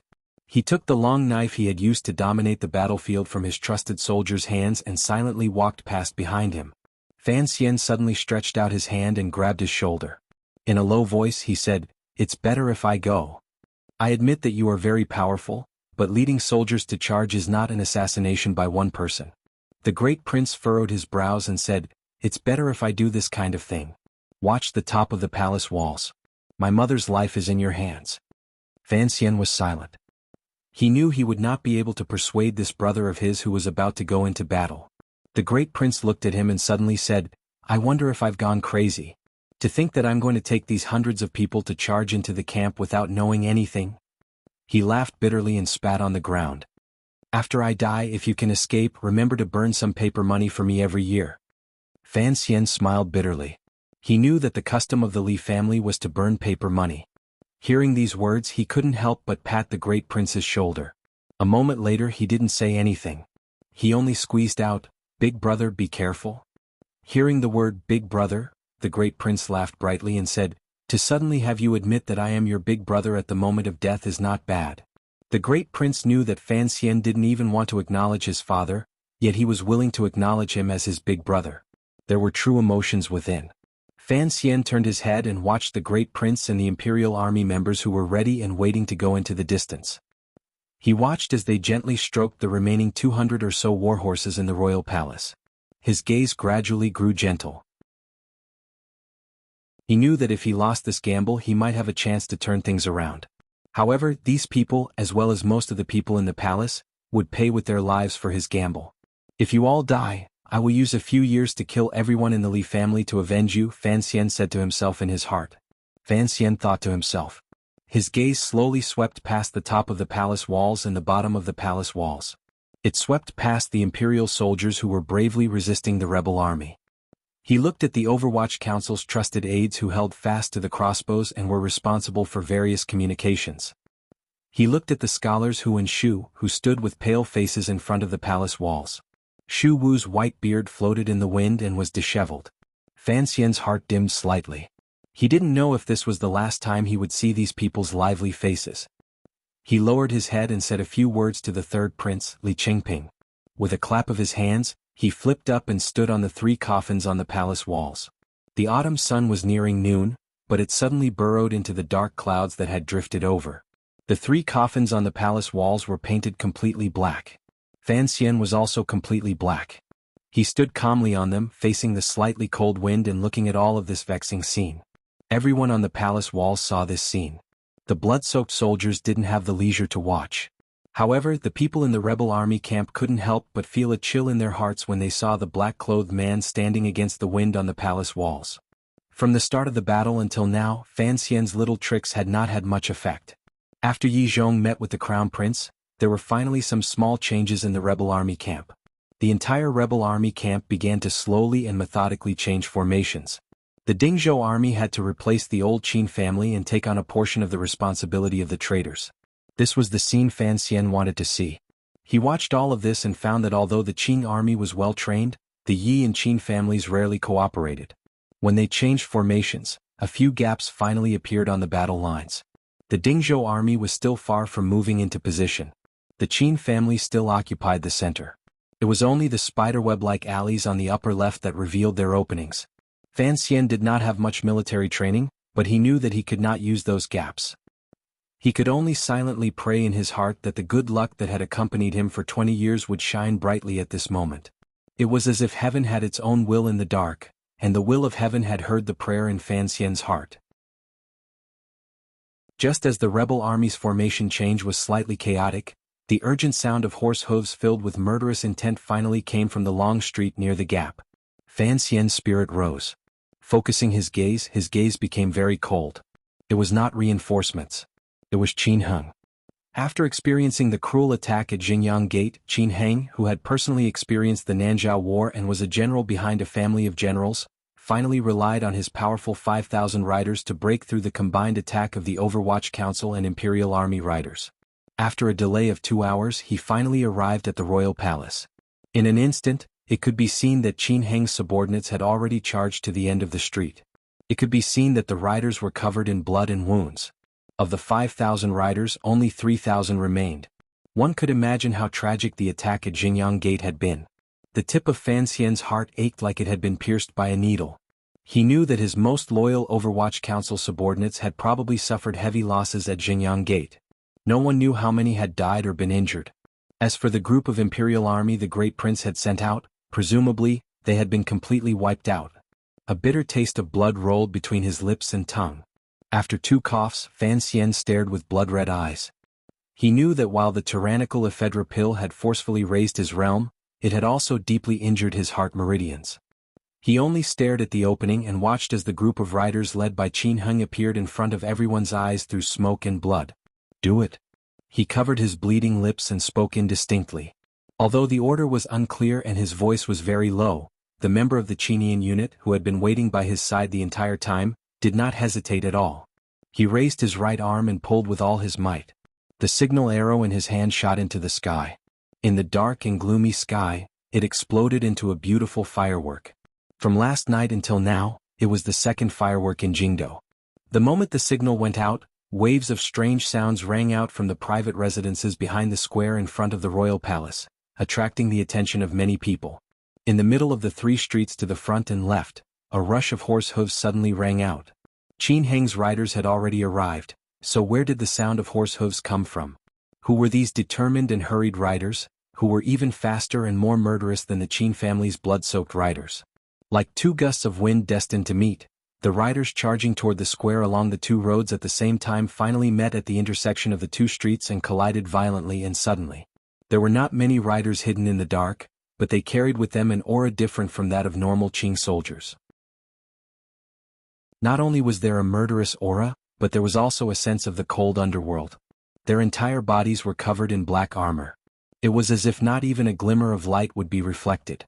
It was as black as ink. The Overwatch Council's Black Knights were rumored to be the riders with the greatest killing power in the Qin kingdom. However, not many people had seen their method of battle or their great strength. Within the Qing military, many people expressed a disdainful attitude toward the Black Knights. They thought that Chen Pingping, that old dog, could not train iron-blooded riders. Today this mysterious Black Knight troop finally collided with the elite riders of the Qin kingdom. Furthermore, they used blood-like facts to tell everyone that in terms of the quality of riders, the Black Knights would always be the most valiant. The sudden appearance of the Black Knights was outside of everyone's expectations. A glimmer of excitement flashed through the old Qin master's eyes. At the first moment he discovered the problem. A cold light flashed through his eyes again.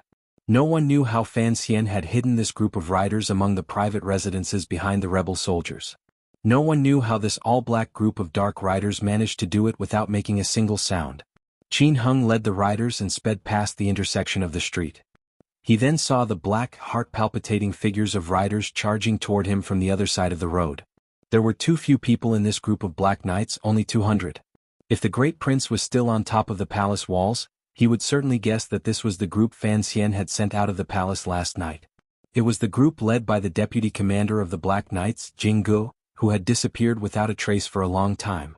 Although there were only 200 people, this group of Shadow Knights seemed to have 2,000 people. No, it was more like one person was fighting. The leader wore a silver mask and gripped his spear tightly. He was like the sharpest point on the edge of a blade, charging at the forefront at an incredible speed.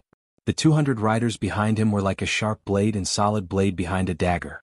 They maintained a tight formation and used excellent riding skills to support themselves. They followed closely behind the silver-masked Jinggu and stabbed viciously into the front of Qin Heng's 2,000 riders. Only the Black Knights would have such determination and daring to fight with 200 against 2,000. Decades ago, the predecessors of the Black Knights had once, under Qin Pingping's lead, launched a surprise attack 3,000 li north and deep into the Wei Kingdom. They had captured the leader of the Wei Kingdom's Tiki, Xiao En, alive and then escaped unscathed. The Black Knights could launch a surprise attack 3,000 li, much less a mere 3,000 zhang. Only those who remembered history well would understand that the Black Knights were the most powerful riders in the world. Only those who remembered history would understand why the Qing Emperor always forcefully ordered Qin Pingping to limit the number of Black Knights to 1,000.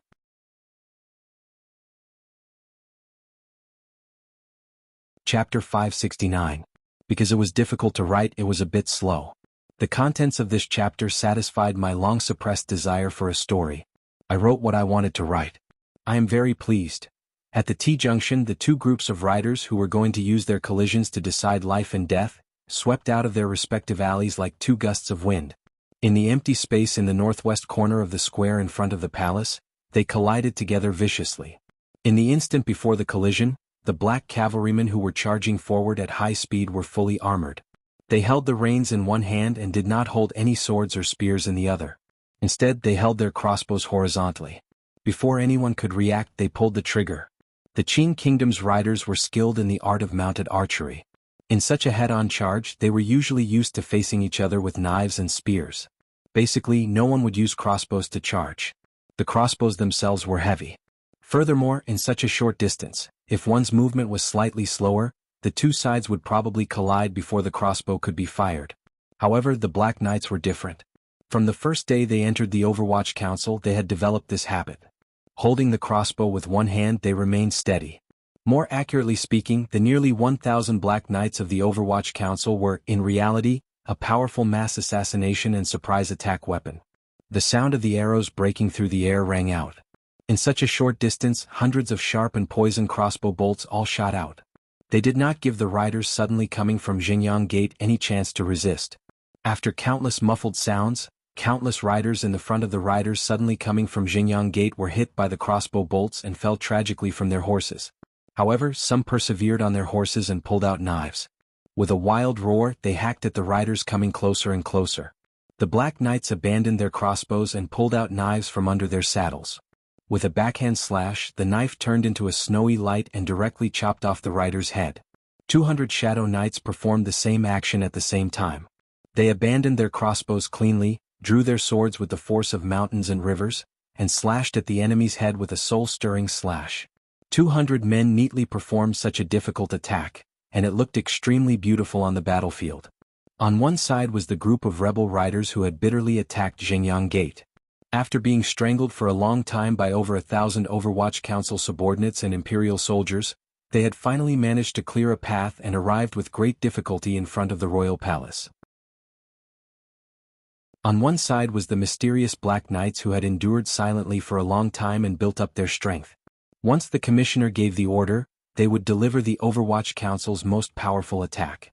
The momentum, spirit, and physical strength of both sides were originally not that far apart due to the current situation. However, the gap was suddenly pulled to a point where it was impossible to bear on the battlefield. The 200 Black Knights were like a heated knife. They charged into the Qin family cavalry with incomparable sharpness. They easily and happily cut open a large hole in the formation of the cavalry that had reached into the square of the royal palace. Following the countless spurts of blood and corpses falling from their horses, the Black Knights successfully broke through the Qin family cavalry. They separated Qin Heng and the 300 riders from the main group, making them an isolated army. The Black Knights' riding skills were superb. Amidst their speed, they successfully changed their formation. The entire group suddenly scattered. The riders charging at the very front pulled on the reins to the right. Relying on their extraordinary speed and powerful momentum, they blocked off the main group of riders behind them. The remaining 100 or so Black Knights stabbed to the left like a pack of wolves. They quickly picked their targets and pressed close to where Qin Heng was in the vanguard camp. They stuck closely together and used the knives in their hands to bite and kill. In an instant, the vanguard camp Qin Heng was in had suffered heavy casualties. The hearts of the main group of riders in the back had been shaken by this thunderous attack. For a moment, they were unable to charge forward to help. Although there were many rebel soldiers in the square, there was still a distance between them.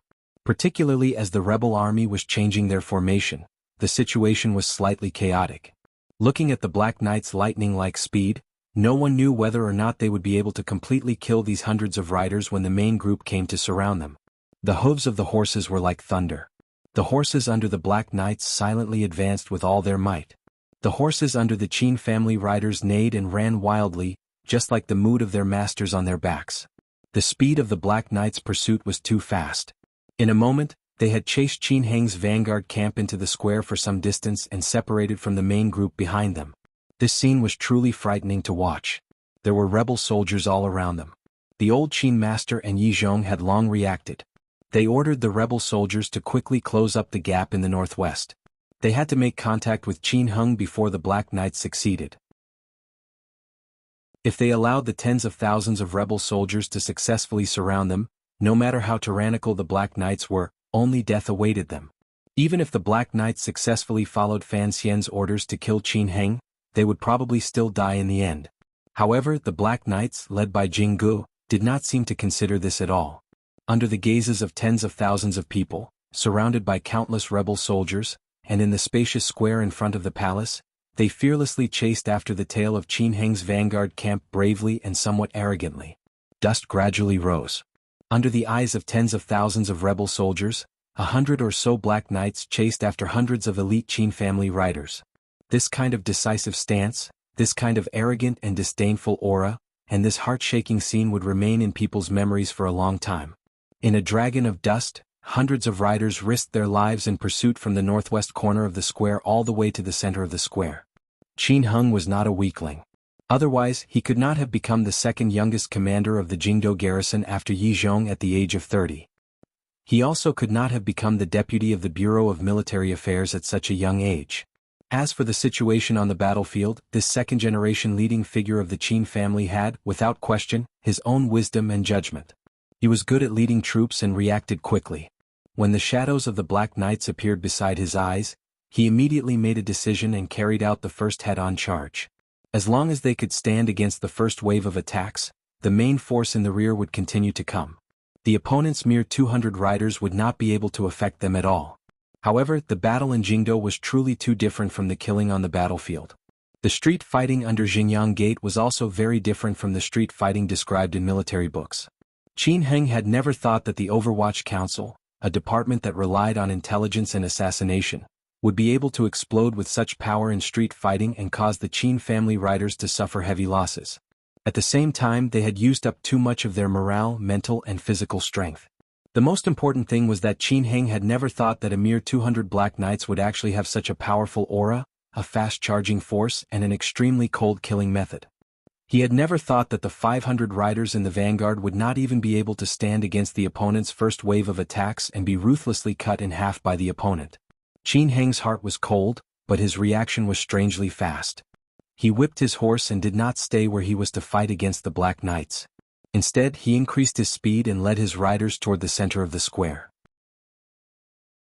All around them were rebel soldiers. As long as they entered the encirclement, the Black Knights could only wait for death. What he had to do was be fast as possible. It should be said that Qin Heng's reaction was strangely fast. The training of the Qin family riders was also very effective. Although the Black Knights were like a pack of wolves charging and biting, the vanguard still successfully escaped from the Ding family road into the square. However, the Black Knights were faster and more ruthless. They were not left behind at all. Instead, they faintly formed an encirclement. The silver-masked leader of the Black Knights charged over from the side. He was only 3 horse lengths away from Qin Heng. A cold light shot out of Qin Heng's eyes inside his helmet. The bravery of the Black Knights was beyond his expectations. The other party actually dared to chase him deep into the rebel army's encirclement. It looked like they were prepared to stab him to death even if it meant risking their lives. However, he knew that the Black Knight's ambush had already failed. He knew that his old father would not just watch him die. At the same time, the rebel army's camp change was halfway through. They discovered that Qin Heng was in deep danger. Naturally, they sent out 2 large groups to come to his aid. At the same time, they intended to completely wipe out the Black Knights who seemed to have suddenly descended from the heavens. However, these 2 groups were still some distance away from the Dust Dragon. Most of them were infantry. If they could keep up with the Black Knight's ambush and Qin Heng's extraordinary speed of running for his life, at this moment, a mighty order rang out from the rebel army's camp. Release. There was the Lord God tablet on the palace walls. The rain of arrows did not have the glory of landing. The soul-stirring scene in the square could not stop the old Qin master's determination. Following this order, countless arrows flew toward the Dust Dragon. The sound of the arrows piercing through the air rang out in a continuous stream. It enveloped all of the riders who were fighting with their lives on the line. They did not care that the Black Knights were chasing their own riders. Qin Heng had long guessed that his father would never have any hesitation on the battlefield. He also knew that this rain of arrows would arrive. His face was ashen and the high speed caused his lips to turn white. Before the rain of arrows arrived, he had already flipped his body and shot towards the back of his mount. The merciless arrows pierced into everyone's bodies, breaking through the bodies of the charging cavalrymen. The spinning arrows tore through the cavalrymen's light armor, pierced through the human's brittle skin, and pierced into their internal organs and bones. In an instant, the riders on both sides charging at high speed were attacked by the rain of arrows at the same time. One by one they fell off their horses and fell to the ground. Their bones and flesh separated from their bodies with a series of muffled thuds. Regardless of whether it was the Qin family's riders or the Overwatch Council's Black Knights, they all met the same fate, a wretched fate. Although the Black Knight's armor was specially made by the Palace Treasury's 3rd workshop and was lighter and better than the Qin army's elite armor, they still suffered heavy losses under this round of arrow rain. The Qin family's own riders also met with a disaster. The Crown Prince abruptly turned his head and looked at the old Qin master in disbelief. It was as if he had not thought he would give such a terrifying order. Was he not worried about Qin Heng's life or death? Furthermore, these 200 Black Knights could not cause any major damage. To use this rain of arrows to kill without distinguishing between friend and foe, was he not worried that it would destabilize the army's morale? The old Qin master narrowed his eyes. A cold light shone through the 2 small cracks. Of all the people present, only he knew what the goal of the Black Knights was. Only he knew that if he allowed these 200 Black Knights to continue their pursuit, the vanguard camp led by Qin Heng would not be able to escape before the rebel army's reinforcements arrived. He knew the power of the Black Knights. He thought that Fan Xian's arrangement at Jingyang Gate and the Black Knights lying in ambush here were all because of the words that had made him extremely angry earlier on the palace walls. I want the Qin family line to end without descendants. The old Qin master was a ruthless person. Since Fan Xian wanted to end his line, he would rather do it himself than humbly watch as the people Fan Xian had arranged killed his son. Furthermore, how could the son of the Qin family die so easily? Qin Heng did not die. His mount was covered in arrows. After 2 mournful cries, it fell heavily toward the ground.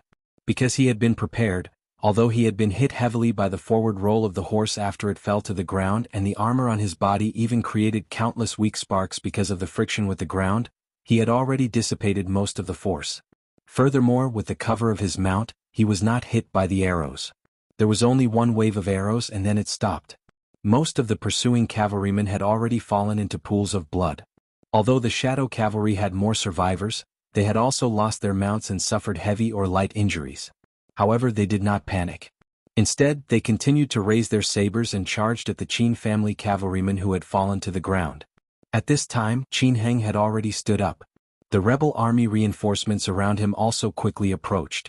Jing Gu, the silver-masked deputy commander of the Black Knights, had become the tip of the Black Knight's spear from the beginning of the battle. With the most decisive stance and the fastest speed, he stared fixedly at Qin Heng, not letting him out of his line of sight. As the rain of arrows came, Jinggu and his horse also received a terrible blow. An arrow very cleverly passed through the armor on his body and slanted into his left shoulder. A streak of blood quickly seeped out. The front legs of the horse under him also weakened and silently fell to the ground. His feet landed heavily on the saddle. In the instant that the rain of arrows stopped, he held the long black spear in his hand and leapt out like a wolf king. Carrying with it a thirst for blood that had been hidden for many years, his power could not be stopped. The distance of 30 feet was covered in a flash. Qin Heng had just pulled his leg out from under his horse and stood up with great difficulty. It looked like his mental and physical strength had been exhausted to the extreme. With the sharp killing intent of the black spear pointed at him, it seemed that he could only wait helplessly for death. But no one would have thought that Qin Heng's body, which looked extremely tired, actually had energy again at this moment. With a fierce shout, he did not turn around but had already pulled out his sword. His entire body quickly began to spin, and like a shadow, he very strangely brushed past the sharp black spear shadow. Jing Ji's spear stabbed out with all his might. He had not expected his opponent to have such an ingenious movement to counter the spear. His entire mind and spirit were focused on this spear. The tip of the spear missed and stabbed viciously into the stone floor of the square beside Qin Heng. With a crack, the stone floor was shattered into countless pieces. In that muffled sound, Qin Heng's body did not stop spinning. In a moment he was close to Jing Ji's body. With a cold huff, his left elbow shot out, and the blade of the sword in his hand sliced toward Jing Ji's neck. One flash, one turn and one slash. Such a clean and efficient three-hit combo was used in such a complicated battlefield situation. Qin Heng was indeed valiant. No wonder the old Qin master had so much confidence in him to let him face the silver-masked Jing Ji's sudden attack alone. At such a close distance, such a vicious slash would probably be difficult for even Fan Xian to block. Jinggu was probably dead for sure. During this soul-stirring chase, the rebel army's attacks on the royal palace never stopped. The heavy carriages that were used to ram into the palace gates still did not know fatigue. They were not afraid of falling rocks or burning the ground. They continued to ram into the 3 palace gates one after another. A loud muffled sound reverberated throughout the royal palace from time to time. It sounded like a soul-shaking drum beat. In the last moment of the strange chase in the square, when Qin Heng's sword was only 3 inches from Jing Ji's neck, a shocking change occurred in the attack and defense of the palace doors. With a loud bang, the heavy palace door in the middle was smashed open. In this instant, all of the rebel soldiers could not believe their eyes. Immediately after, wild joy and excitement took over. The Black Knights had already been defeated, Jinggu was about to die, and the palace doors had already been opened. The scales of victory had, without question, thrown away all barriers. They began to cowardly snuggle up behind the rebel army. Looking at this scene, the Crown Prince's spirit rose. He glanced at the old Qin master and Yi Zhong beside him and took a deep breath. Attack with full power. Fan Xian stood on top of the black coffin and gently used the tip of his foot to tap a rhythm no one could understand. He watched these fatal changes happen in a flash on the palace walls, but he still did not make a decision. He kicked open the coffin with one foot and took out the heavy sniper rifle inside. Because he was standing higher than everyone else, just as Qin Pingping had once taught him, he could see further than everyone else. He could see some details that no one else had noticed. He saw that the generals of the Dingzhou family were still in the rebel army camp in the west discussing something with the second prince. They gradually moved closer and naturally isolated the second prince's trusted aides on the outside. He saw that in the rebel army camp, Yi Zhong's expression was as calm as usual beside the crown prince, who showed a joyous expression for the first time. However, Gong Dian had lagged a step behind. During the process of the rebel army changing camps and the chaos brought by rescuing Qin Heng, the Dingzhou army gradually changed their formation. Although it was subtle, it was particularly piercing in Fan Xian's eyes, who was looking down from above. If a complicated situation was made up of countless pictures, then in Fan Xian's eyes, these pictures were undergoing changes that no one understood. However, he knew that his gamble would determine the final success or failure based on the changes in these pictures. He tied the Wei Emperor's sword tightly to his back and pulled on the hook the third bureau had prepared for him 2 years ago. Glancing in the direction of the city guarding crossbows, he narrowed his eyes slightly and said, "Get ready." Then he tapped the coffin with the tip of his foot for the last time, thinking, "I still won't use you today." The change in the images suddenly occurred in the next moment.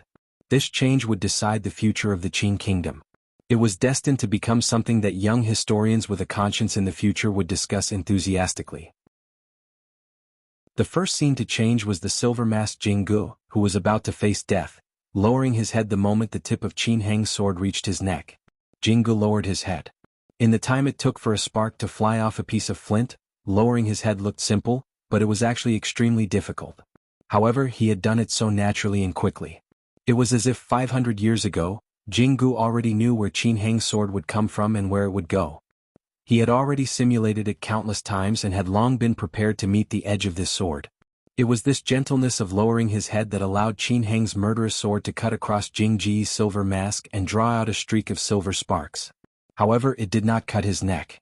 What was even more unexpected was that Jing Ji's spear, which seemed to have poured all of his spirit into it, pierced empty air and broke the stone floor on the ground. It seemed to have a life of its own and quickly bounced back.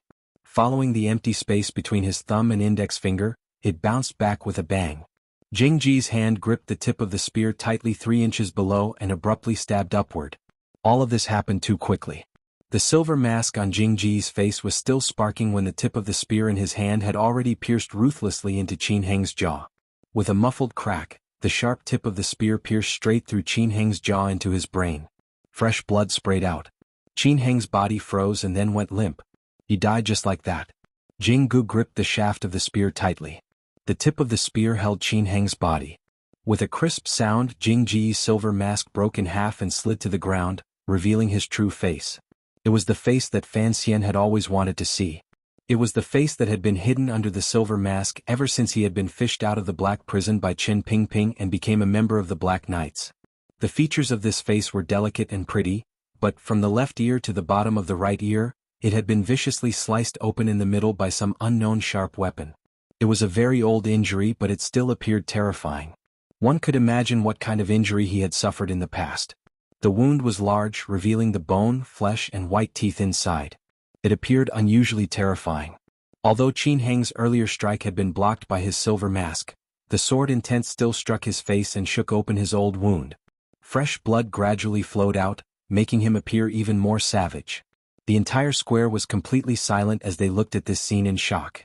They looked at the savage commander of the Black Knights using the tip of the spear in his hand to hold up the old Qin master's only son. Involuntarily, they thought of Fan Xian's curse of ending the Qin family line. Fresh blood dripped down from Qin Heng's throat and slid along the long sword to Jing Ji's hand. Jinggu was silent. He was thinking, back then your brother had used this move to ruin my face. These years, my hatred toward the Qin family caused me to wear a silver mask and constantly ponder the Qin family's methods on the killing field. Today you still use this move. If you die at my hands, don't cry injustice. Jinggu held up Qin Heng's body and looked toward where the old Qin master was in the rebel camp. In a stern voice he said, "I am Jinggu. You're tuning in to the Han Li's Wuxia Chronicles YouTube channel. We're so grateful for your support, and don't forget to subscribe to join us on this incredible journey through captivating stories. Your generosity through donations truly makes a world of difference, as it's the primary source of revenue that allows me to expand and enhance this channel for you. Thank you from the bottom of my heart for being a part of this adventure."